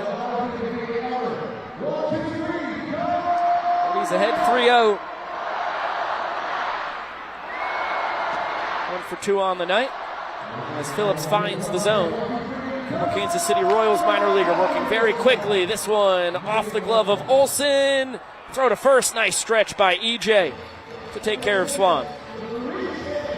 EJ moves from behind the dish over to the first base bag and is instantly challenged, holding the bag on a Jackson Olsen slightly rushed throw is just accurate enough to gun down Jason Swan as Hampton behind quickly 0-2.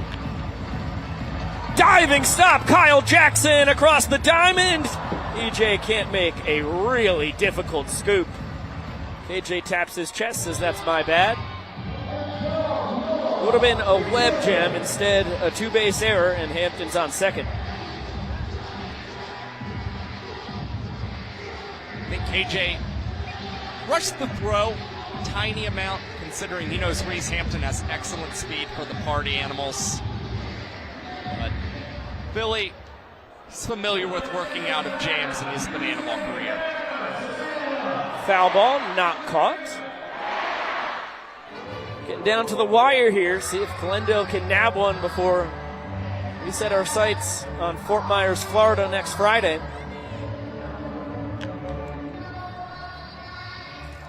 Still an 0-2 count on Noah Fisher. 0 for 1, but a ball 4 sprint and a hit by pitch. He's been aboard twice.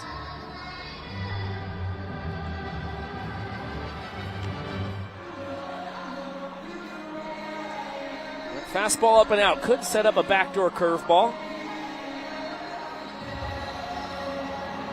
There it is. Called strike 3. Leroy and Philly on the same wavelength. Movement so good from Zach Phillips. Noah Fisher was completely frozen in the batter's box. We saw him gunning for a very quick strikeout of Reese Hampton. Though that one on Fisher, not necessarily quick. I know Philly happy with the punch out nonetheless. No doubt about that. Now Jake Skoll is we get another duel between former minor leaguers. Liner straight to Jackie. Scolded, but perfect positioning for the Bananas second baseman, and Philly back and better than ever. The Philly flu game. He's got himself a scoreless inning. The defense picks up Zach Phillips. Good snag from Olsen. 2 minutes and 55 seconds for the lefty.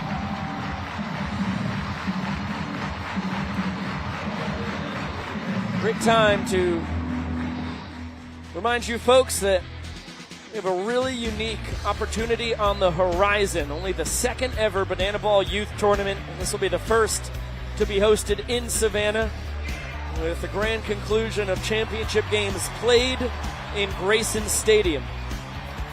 And spots, of course, are limited, so if you want to get involved, I would recommend applying sooner than later. Well, I know Tyler Gillum and Adam Byron are really enthused about this youth tournament, expecting a massive turnout. Happy to keep it in Savannah this season after a successful tournament a year ago in Progressive Field. Coach Byro told me that they're giving the game back to the kids. That's what Banana Ball is all about.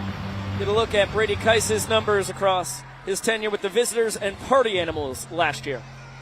Already appearing for the 4th time this season for the Party Animals.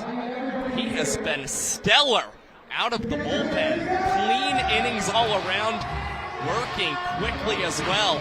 He's already tossed the fastest inning of 2025 and the 7th fastest all time.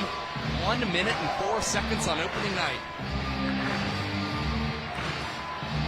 He's got 2, 3, and 4 in the Bananas lineup. Bill Leroy, who has come in to catch, has taken over the DH spot in the order, so he's subbed in for Dan Oberst. EJ on deck, Rack in the hole.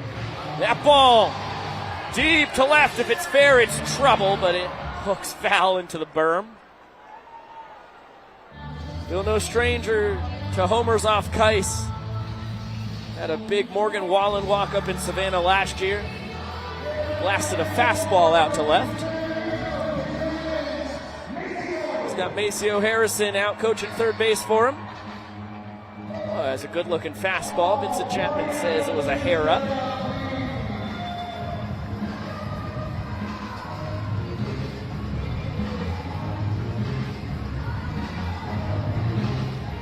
Now Bill in the driver's seat.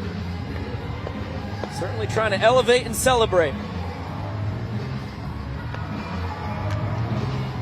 Elevated it far too much. Faber out. And he will tap it to Jasenkov, who taps it up. Reese Hampton taps it up. Jake Skoll drops it. That's a disaster for the Party Animals, down 4 points. In need of a first out so much. And they give the Bananas a runner in scoring position. Well, the reactions from Baber and Acuff kind of said it all. Hands on their heads. Quite surprised that Skoll couldn't grab that one behind his back. Would have been the first quadruple trick play in Banana Ball history. Instead, Malachi Mitchell pinch running for Bill Leroy on second. And very unique 7-2-2 there. It's fun stuff. Another trending TikTok dance. Biko, Flash still has more shirts. Of course he does. This one, a skyscraper behind home plate, and Austin Shoemaker back to make the snag. There's that important first out.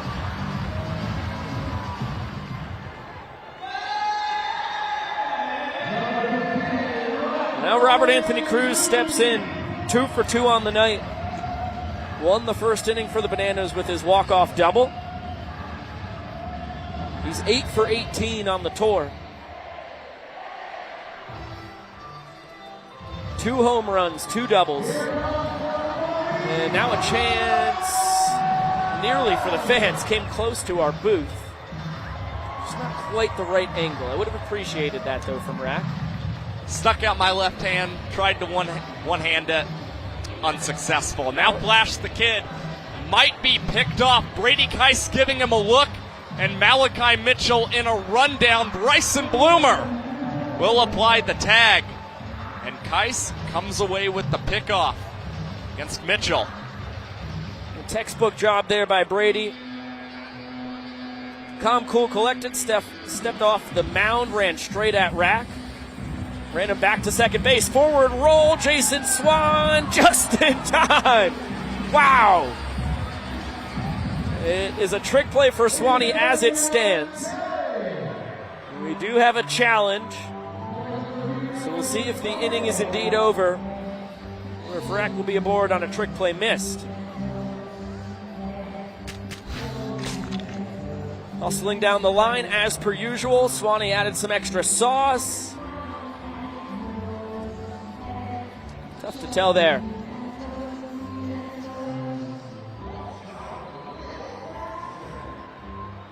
Oh, he looks safe. Stay from the original angle. Yeah, safe. I think he's safe. Yeah, this call is overturned.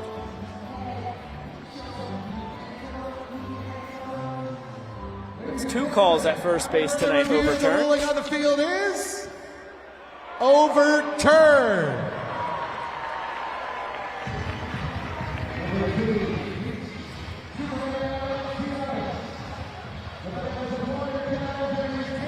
Tough trick play miss for Swanee because it really kind of looked like it was more on Brady Keiss just not able to beat Rack to the bag.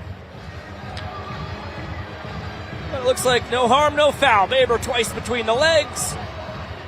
Rips it behind the back as well. And takes care of our egg. And with this trick play from Dustin Baber, we have broken the single series trick play record that was set in Norfolk a season ago. An incredible display defensively from the Bananas and Party Animals over these last 3 games. And we still have 2 innings to play. Let's get it down to the young professor. For Vicky. And standing to my left, in the white, this is Carol. She is 74 years young. They're going to duke it out. You have to pick the winner. Ladies, are we ready? Then on your mark, get set, fight. Here they go. Oh, brutality on the diamond. Oh, that's not sportsmanlike. What is she doing with the noodle? Let her know, girl. Come on, let's find it out. Go! It's Carol. It's Vicky. They're keeping a healthy distance. There's not much. Oh, she's fencing. She's fencing. 5, Tremendous 4, 3, 2, 1. Stop the fight. Stop the fight, ladies and gentlemen. You have to pick a winner. Is our winner Vicky? Or is our winner Carol? Your winner, Carol! Well, both grandmas are winners in my book. It looks like Tanner Thomas is breaking out the big booty.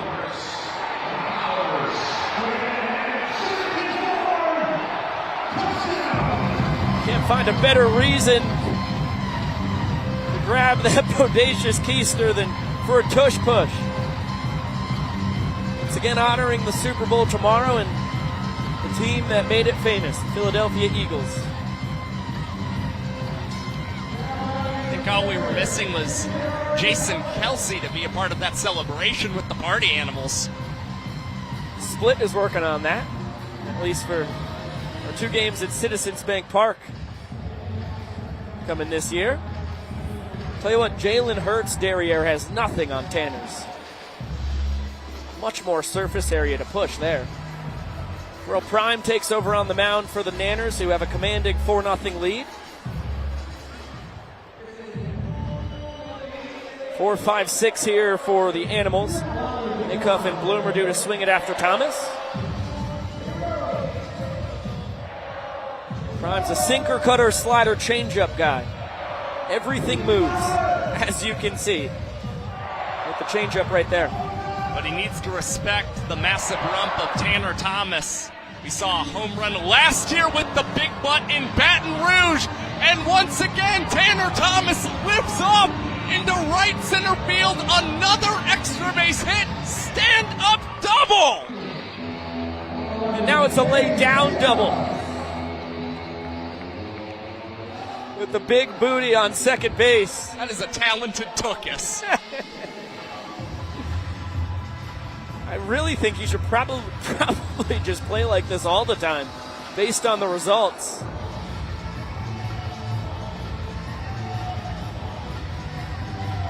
I think it helps him stay more centered in the batter's box. It must. I mean, we've seen him homer off of Jared Donaldson and DJ the Invader with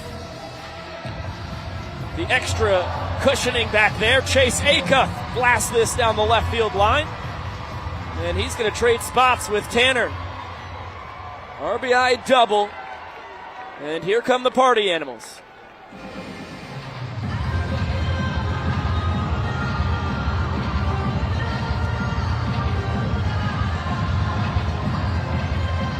They're giving us the abracadabra dance. Shout out Lady Gaga.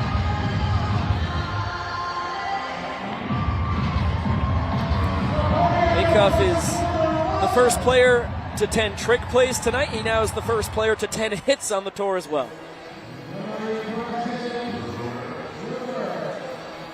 We saw him break out a season ago. It shouldn't come as a big surprise that he has been in the heart of the order each and every game for the party animals to start 2025.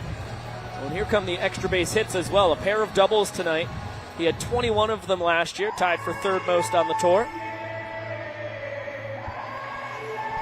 Only trailed Hampton and Skoll in that department. 2 balls and a strike on Bryson Bloomer. You know the party animals would like more than 1 run. Josh talked about it earlier tonight, but they have not been able to make a 1-run lead stick for a point so far this tour. Acuff heading to third, and Cox is going to grab a between-the-legs trick play on the slow roller.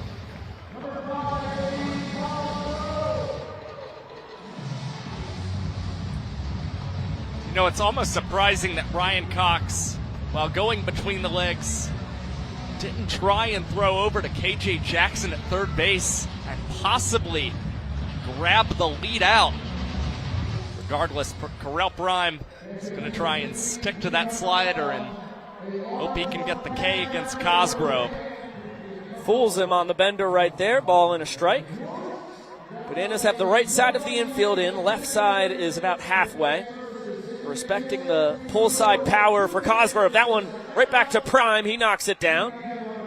And is going to flip to EJ, who grabs the trick play with the behind-the-back snag. Well, that one's right in the breadbasket for Eric Jones Jr. He knows he's not going to field an especially hard throw from Correll Prime. BJ gets that one right around the belt. Comes away with the trick play. And the second out is Acuff still stands at third. Austin Shoemaker, his second hit of the ball game. He picks up his first RBI. That's a big insurance run as the Animals look to notch their first point of the night.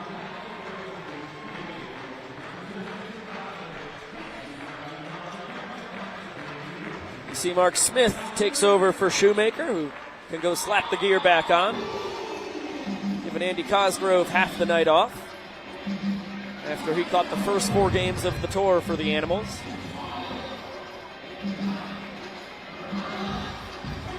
Justin Baber trying to keep the line moving.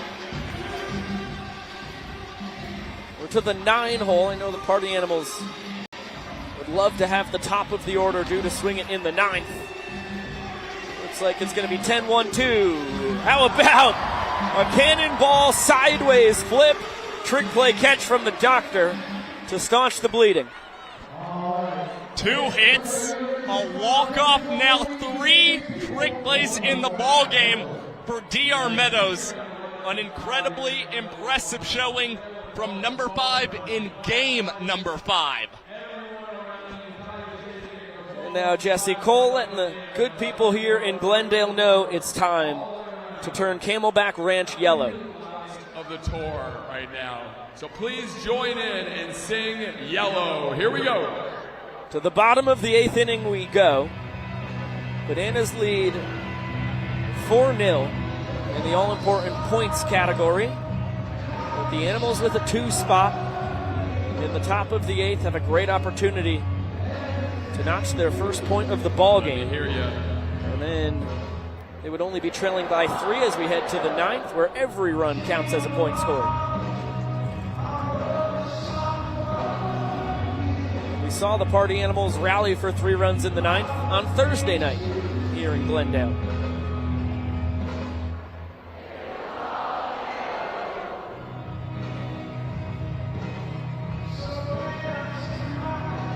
First, they're going to be relying on Brady Kice to limit the Bananas to 1 run or less. He's going to be dealing with Jackson Olsen, Correll Prime, and Kyle Jackson.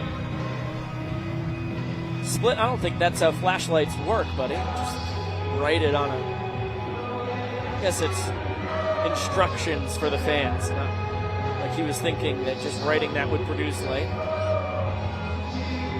I'd like to think that at least. Jesse Cole, what do you think?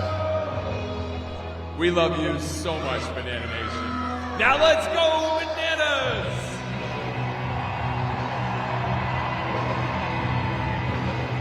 Couldn't agree more, my friend. This is a clean-shaven Kice as well. Important to note, he shaved today. He said it's the first time he's been clean-shaven since the college days.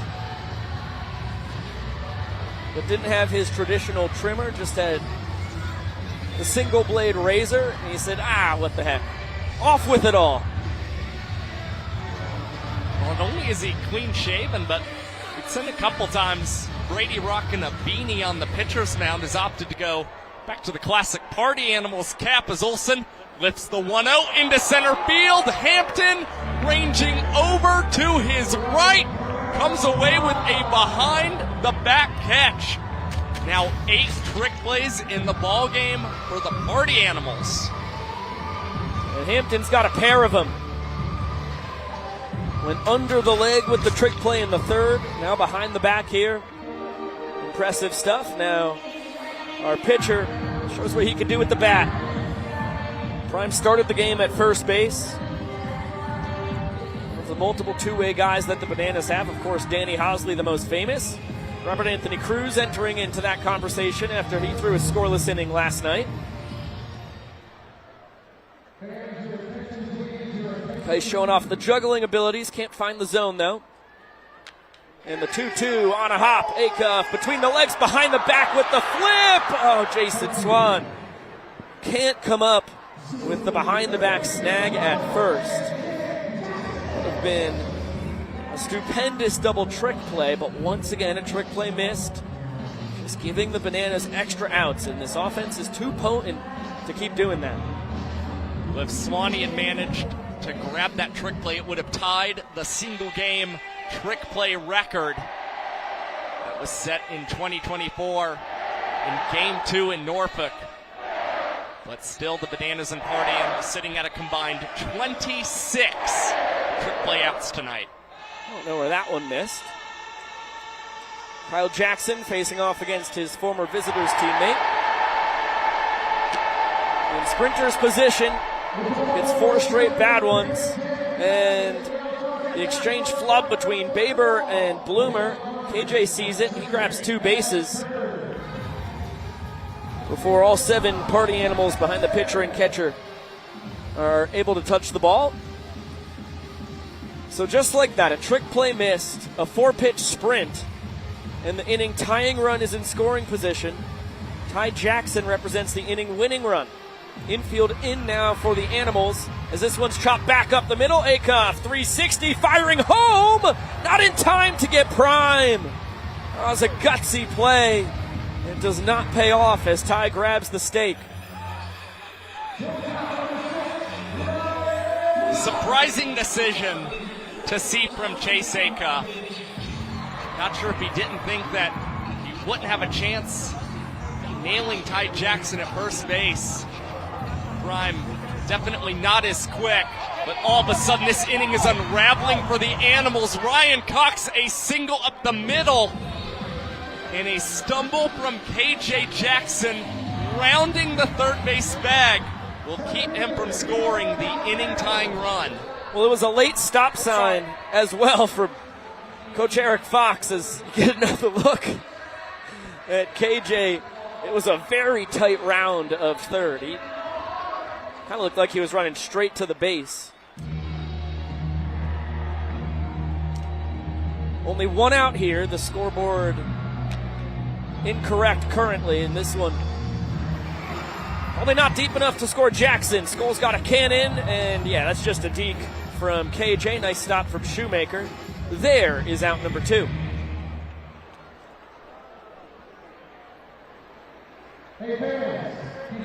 Big one for the Animals. Bag still juiced. The inning tying run at third, the inning winning run at second. And Bill Leroy becomes the first Banana to face Brady Keiss twice during his relief appearance tonight.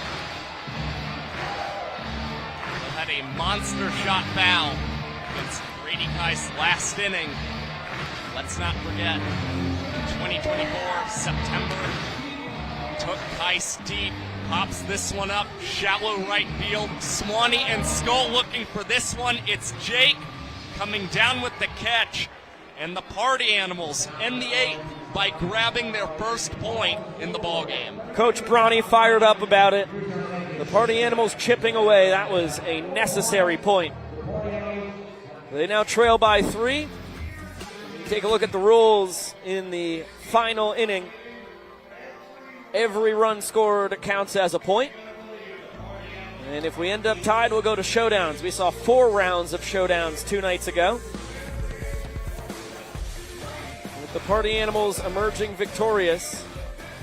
That was after they mounted a 3-run rally of Nanners closer Danny Hosley, who had inherited a 2-run lead.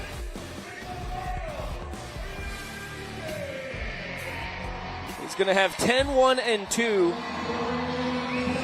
in that Animals lineup. Jason Swan, Reese Hampton, and Noah Fisher. Jake Skoll due up 4th, and then due up 5th is Tanner Thomas, who hit the 2-run homer on Thursday night that tied that game.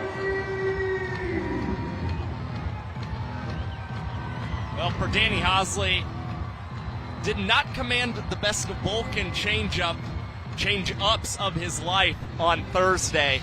That's always been his signature pitch, and was sticking to the fastball a lot more than usual, but that Vulcan change-up is very overpowering. He has self-described his hands as meaty paws and told us the grip on his Vulcan changeup is a clawy and fat grip.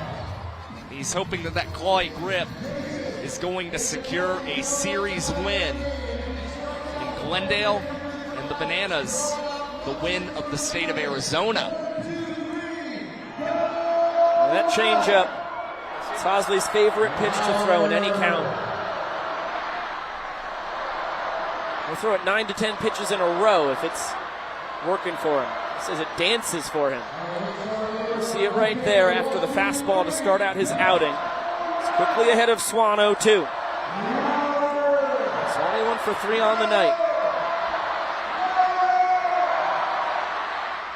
Our Dunkin' Donut hitter. The fans hungry for some treats. They won't get him. This one lifted high and deep to left. Ty Jackson on the track behind the back, you betcha. Fantastic trick play from Ty to Fly to start the bottom, or the top of the ninth, rather. Backpedaled all the way to the warning track before nearly making that behind the back grab with his back up against the wall. Ty flossing it out there. Now we are one trick play away from tying the single game record.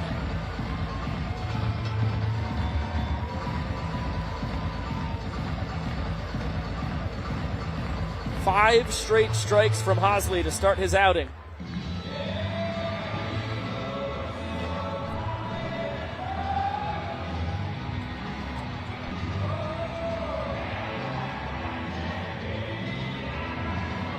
And now the count 2-2 on Reese Lightning. He's been aboard 3 times already tonight. Trying to start a rally. He can't. There's the Vulcan changeup. Up right down the pipe, but it's the change of speeds and the deception on it that make it nearly unhittable. You saw low spin on that pitch. It almost looks like it stops as it's traveling to Reese Hampton for a split second, and befuddled the Party Animal center fielder. Bananas 1 out away from the win in this rubber match. Noah Fisher stands in their way. 12-6 curveball falls a hair low.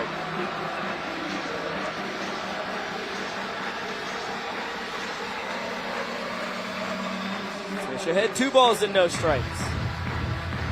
Party Animals need 2 guys to reach.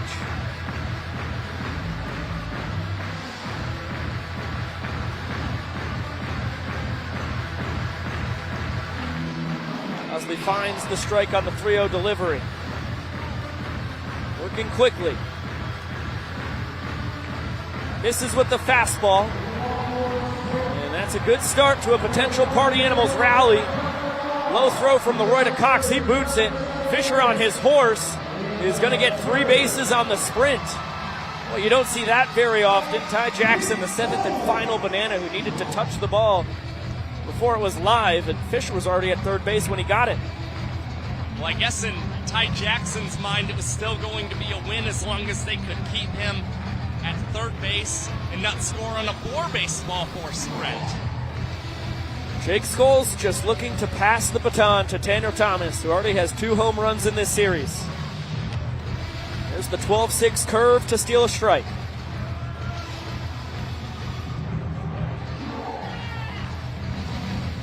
Changeup misses.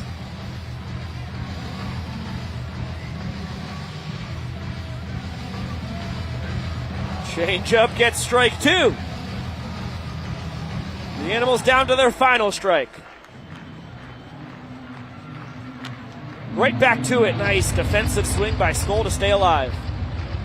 Shortened up after the pitch before on that big swing and a miss. He was trying to put the Party Animals within 1 point. Now Barty and the rest of the Party Animals looking to see if Skoll can keep the line moving. Another 1-2. Back to the changeup. He watches that one bounce in the dirt. That's 3 straight Vulcan changes. Make it 4 in a row. Skoll has himself a single. That's a definition of a professional at bat right there. It's a 4-2 game, and he brings the tying run to the plate. Blickerson in the left field. All of a sudden, Tanner Thomas is the game-tying point in the box. And he had the game-tying home run 2 nights ago against Danny Do-It-All.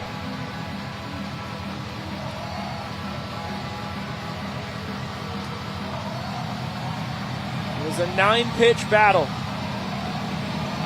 And a hanging changeup that Tanner did the damage on.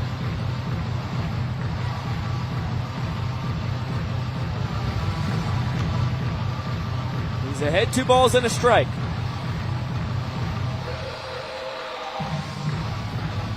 Scholl's picked off, but the throw is wild. He was a dead duck. But Hosley threw the ball away. And Jake Scholl, big round of third, will stay right there. And Tanner stole first. That's not a legal play. Looks like they're going to let it happen. A steal of first can only happen on a wild pitch or a pass ball. He cannot do that. Tanner has to go back to home plate. He's confused, getting an explanation from the umpires. His head coach is going to come chat with Vincent Chapman.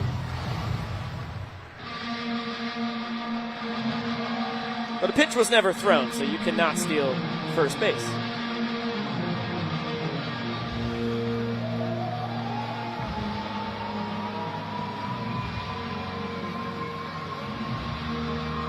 Appreciate the effort. See if the umpires call you on it. You never know. Get the tying run aboard, get the go-ahead run up to the dish, but the umpires are on their game tonight.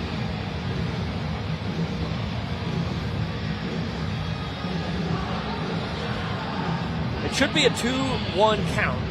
2 balls and 1 strike. Am I wrong on that? We have 2-2 on the board here. We have 2-2 on our board. It should be 2-1 though.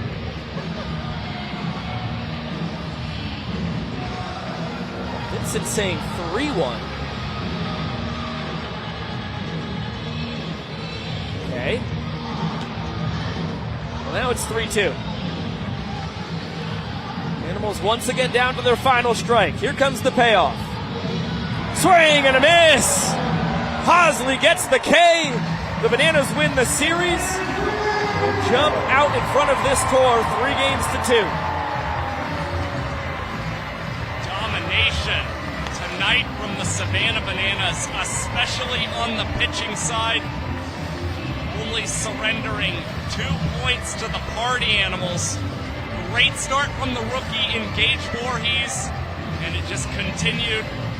Kyle Perry to Dakota Stiltz-Albritton, Zach Phillips, Darrell Prime, and Danny Hosley nailing down a save and a series win for the Savannah Bananas.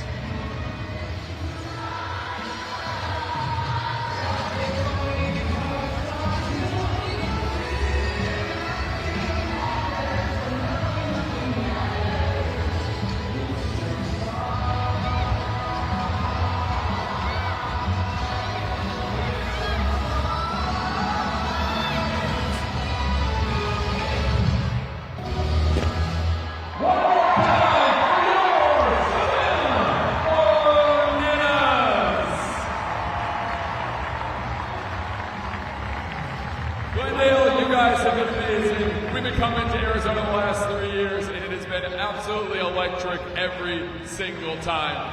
And because you guys are great, we want to finish with one final tradition here with a little Stand By Me.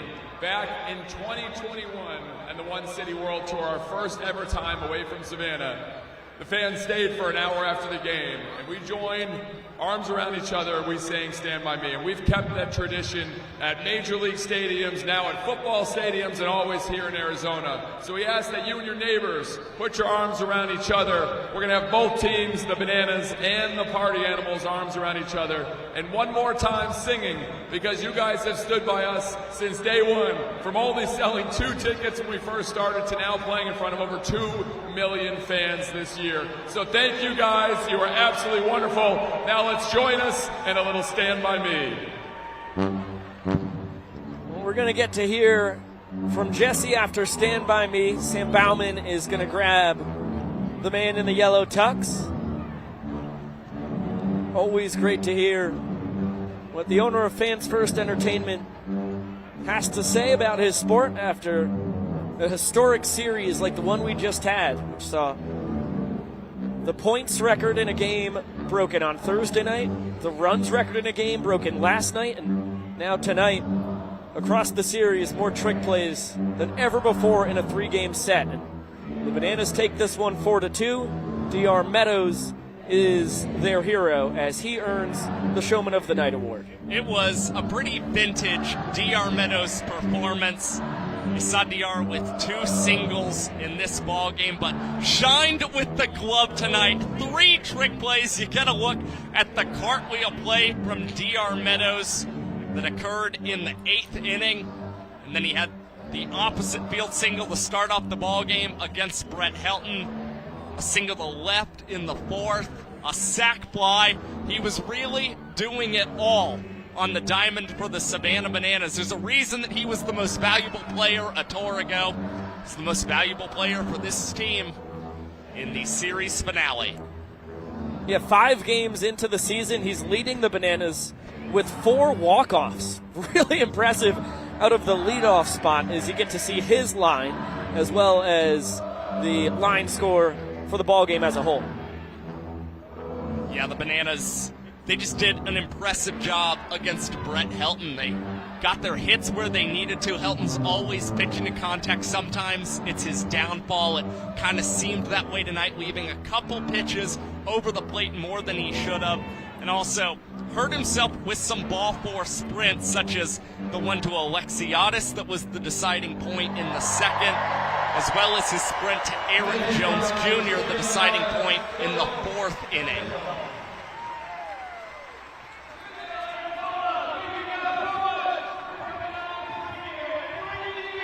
You guys rock! We love you so very much. I need you to get your hands up around the entire stadium. Get those hands up high. We're going to break it down as one big banana ball family tonight. So we're going to say fans first, on 3, loud and proud. But I need to know, are you ready? That's what I like to hear. On 3, fans first. 1, 2, 3. We love you guys. Thank you so much, Glendale. Drive safe. See you soon. Mwah. All right, SB is going to wrangle Jesse Cole, and we'll get to hear from the man in the yellow tux. After a 4-2 victory for the Bananas, they take 2 of 3 in Glendale and lead this World Tour 3 games to 2. It's the first time they have had a lead when it comes to the overall record so far in this young season. And for more, let's get it down to Sam Bauman. All right, thanks, Biko. Thanks, Josh. Yes, here with Jesse Cole. Jesse, Glendale has been unreal. We just went through 3 straight games with stuff we've never seen before. Competition from 2 teams who wanted to come out here and entertain and win. Walk me through what we just went through. Well, to kick it off, 4 showdowns, absolutely electric. Most points, then you got the most runs, and then the amount of trick plays. It's unbelievable. The pace that these guys are on right now is unprecedented. And you're seeing that all the players, they are not afraid of failing. They're going for it all the time. To average over 20-plus trick plays to start the season is really special. I mean, we had didn't even get to 15 last year per game, and now over 20 a game. It's really at a high level right now to start the tour. Yeah, you talk about those trick plays, Jesse, breaking into triple digits and doing it in half the time. Just 5 games, took us 10 games last year. We did 80 this series, which breaks the record for a series before. We came 1 away from tying the single season. This is Banana Ball 3.0, is it not? Well, we said we're going to take it to another level, and everyone sees the performances, which, again, are special. The halftime performances, the dancing, the walk-ups, they are putting so much time and effort into that. But it's the game. It's the hours that they're putting into these trick plays. And we're seeing trick plays we haven't seen before. Every guy is going for it. Every single position is going for it. And, to see where we're at right now, what's going to be the average at the end of this year? I mean, are we going to be averaging, is it going to be 25 will become the norm? Is 30 trick plays a possibility? I mean, that is what's great about this game, that the guys want to continue to plus it. They want to raise the bar and take it to the next level. And, to be 5 games in, to be averaging over 20 trick plays is special. And, and again, there's still a lot of areas to improve. there's way too many ball four sprints. There's still areas, the game is not at that 140, 145. There's still areas to improve. But to see where we are in trick plays and performance is pretty special, and I'm proud of the guys. Talking about two guys here. Chase Acuff for the Party Animals, able to help us push into that triple-digit mark tonight. And, of course, our showman of the night, DR Meadows. Two guys for two teams who have been bar raisers. Yeah, you look at what Chase has done in the last few years, and he wasn't going for too many trick plays at the beginning, but then last year took it to another level. And Chase and Cox, they push each other. Cox has always been, the highest in banana ball, but Chase pushes him. He's doing things, and Cox is watching them, and that's what makes it great. They want to push each other to be better. And then to see what DR is. I mean, DR set the tone as center fielder, and now every play in the outfield, are they going to do a trick play? And with DR, it's like, what's he going to do this time? And will he stay, not injured? My goal is, whatever he does, please don't injure yourself. But it's fun to watch, and I get to be a fan, and so do these guys, because every routine play, you get to say, what's going to happen next? And that's pretty exciting. Well, Jesse, thank you for your time. Of course, we're always asking what is next in banana ball, and it's hard to guess, but we are aiming high. Biko, Josh, what a way to kick off the year here in Arizona. Well, I can tell you what's next, Sam Bauman. Fort Myers, Florida, next Friday night. We can't wait for it. Josh Talevsky, Biko Scala, thank you all so much for sticking around with us on this Saturday night in virtual Banana Land. The Nanners take it 4-2. Always a blast to get to hear from Jesse Cole. His insight is fascinating. And I would say my key to this ball game, you saw it on that line score. The Party Animals out-hit the Bananas 12-7, but the Party Animals left 13 guys on base. The Bananas only 6.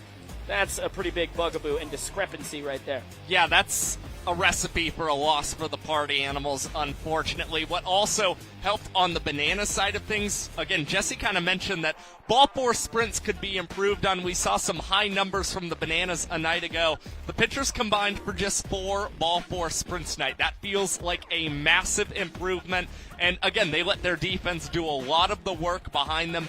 80 total trick plays in this series, a new single series record, and the Bananas come away on top.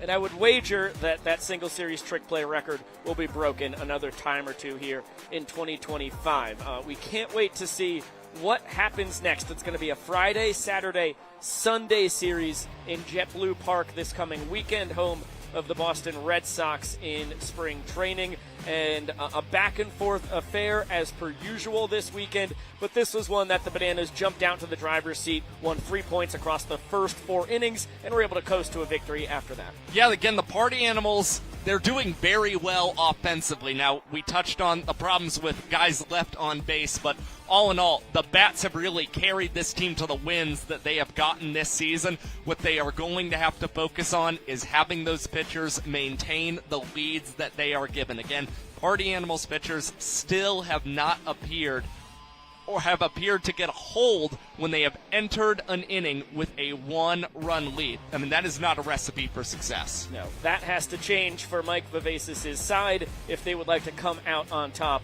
when all is said and done here in 2025. A monstrous thank you to our entire crew here in the world of BTV. We had a lot of help from the folks on the ground here in Phoenix, so a big thank you to everybody who chipped in. Of course, you could see our great crew at the bottom of your screen right now, led by Yvonne Trezak, our executive producer, and Chad Reese, our director in the truck. A big thanks to Sam Bauman and Drake Toll down on the field, getting some really cool insight and interviews with the folks down there. And a big thank you to my buddy, Mr. Josh Talevsky, the statistical savant and color coordinating extraordinaire here in Banana Land. I am Biko Scala saying so long for now. As we said, we'll be back in action this coming Friday night. It will be 7 p.m. Eastern first pitch. We'll cook the pregame show up 15 minutes or so earlier before that.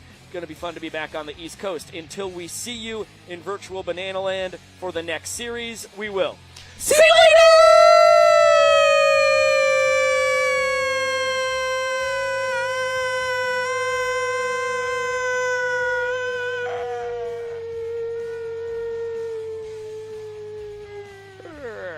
There's no mangoes out here.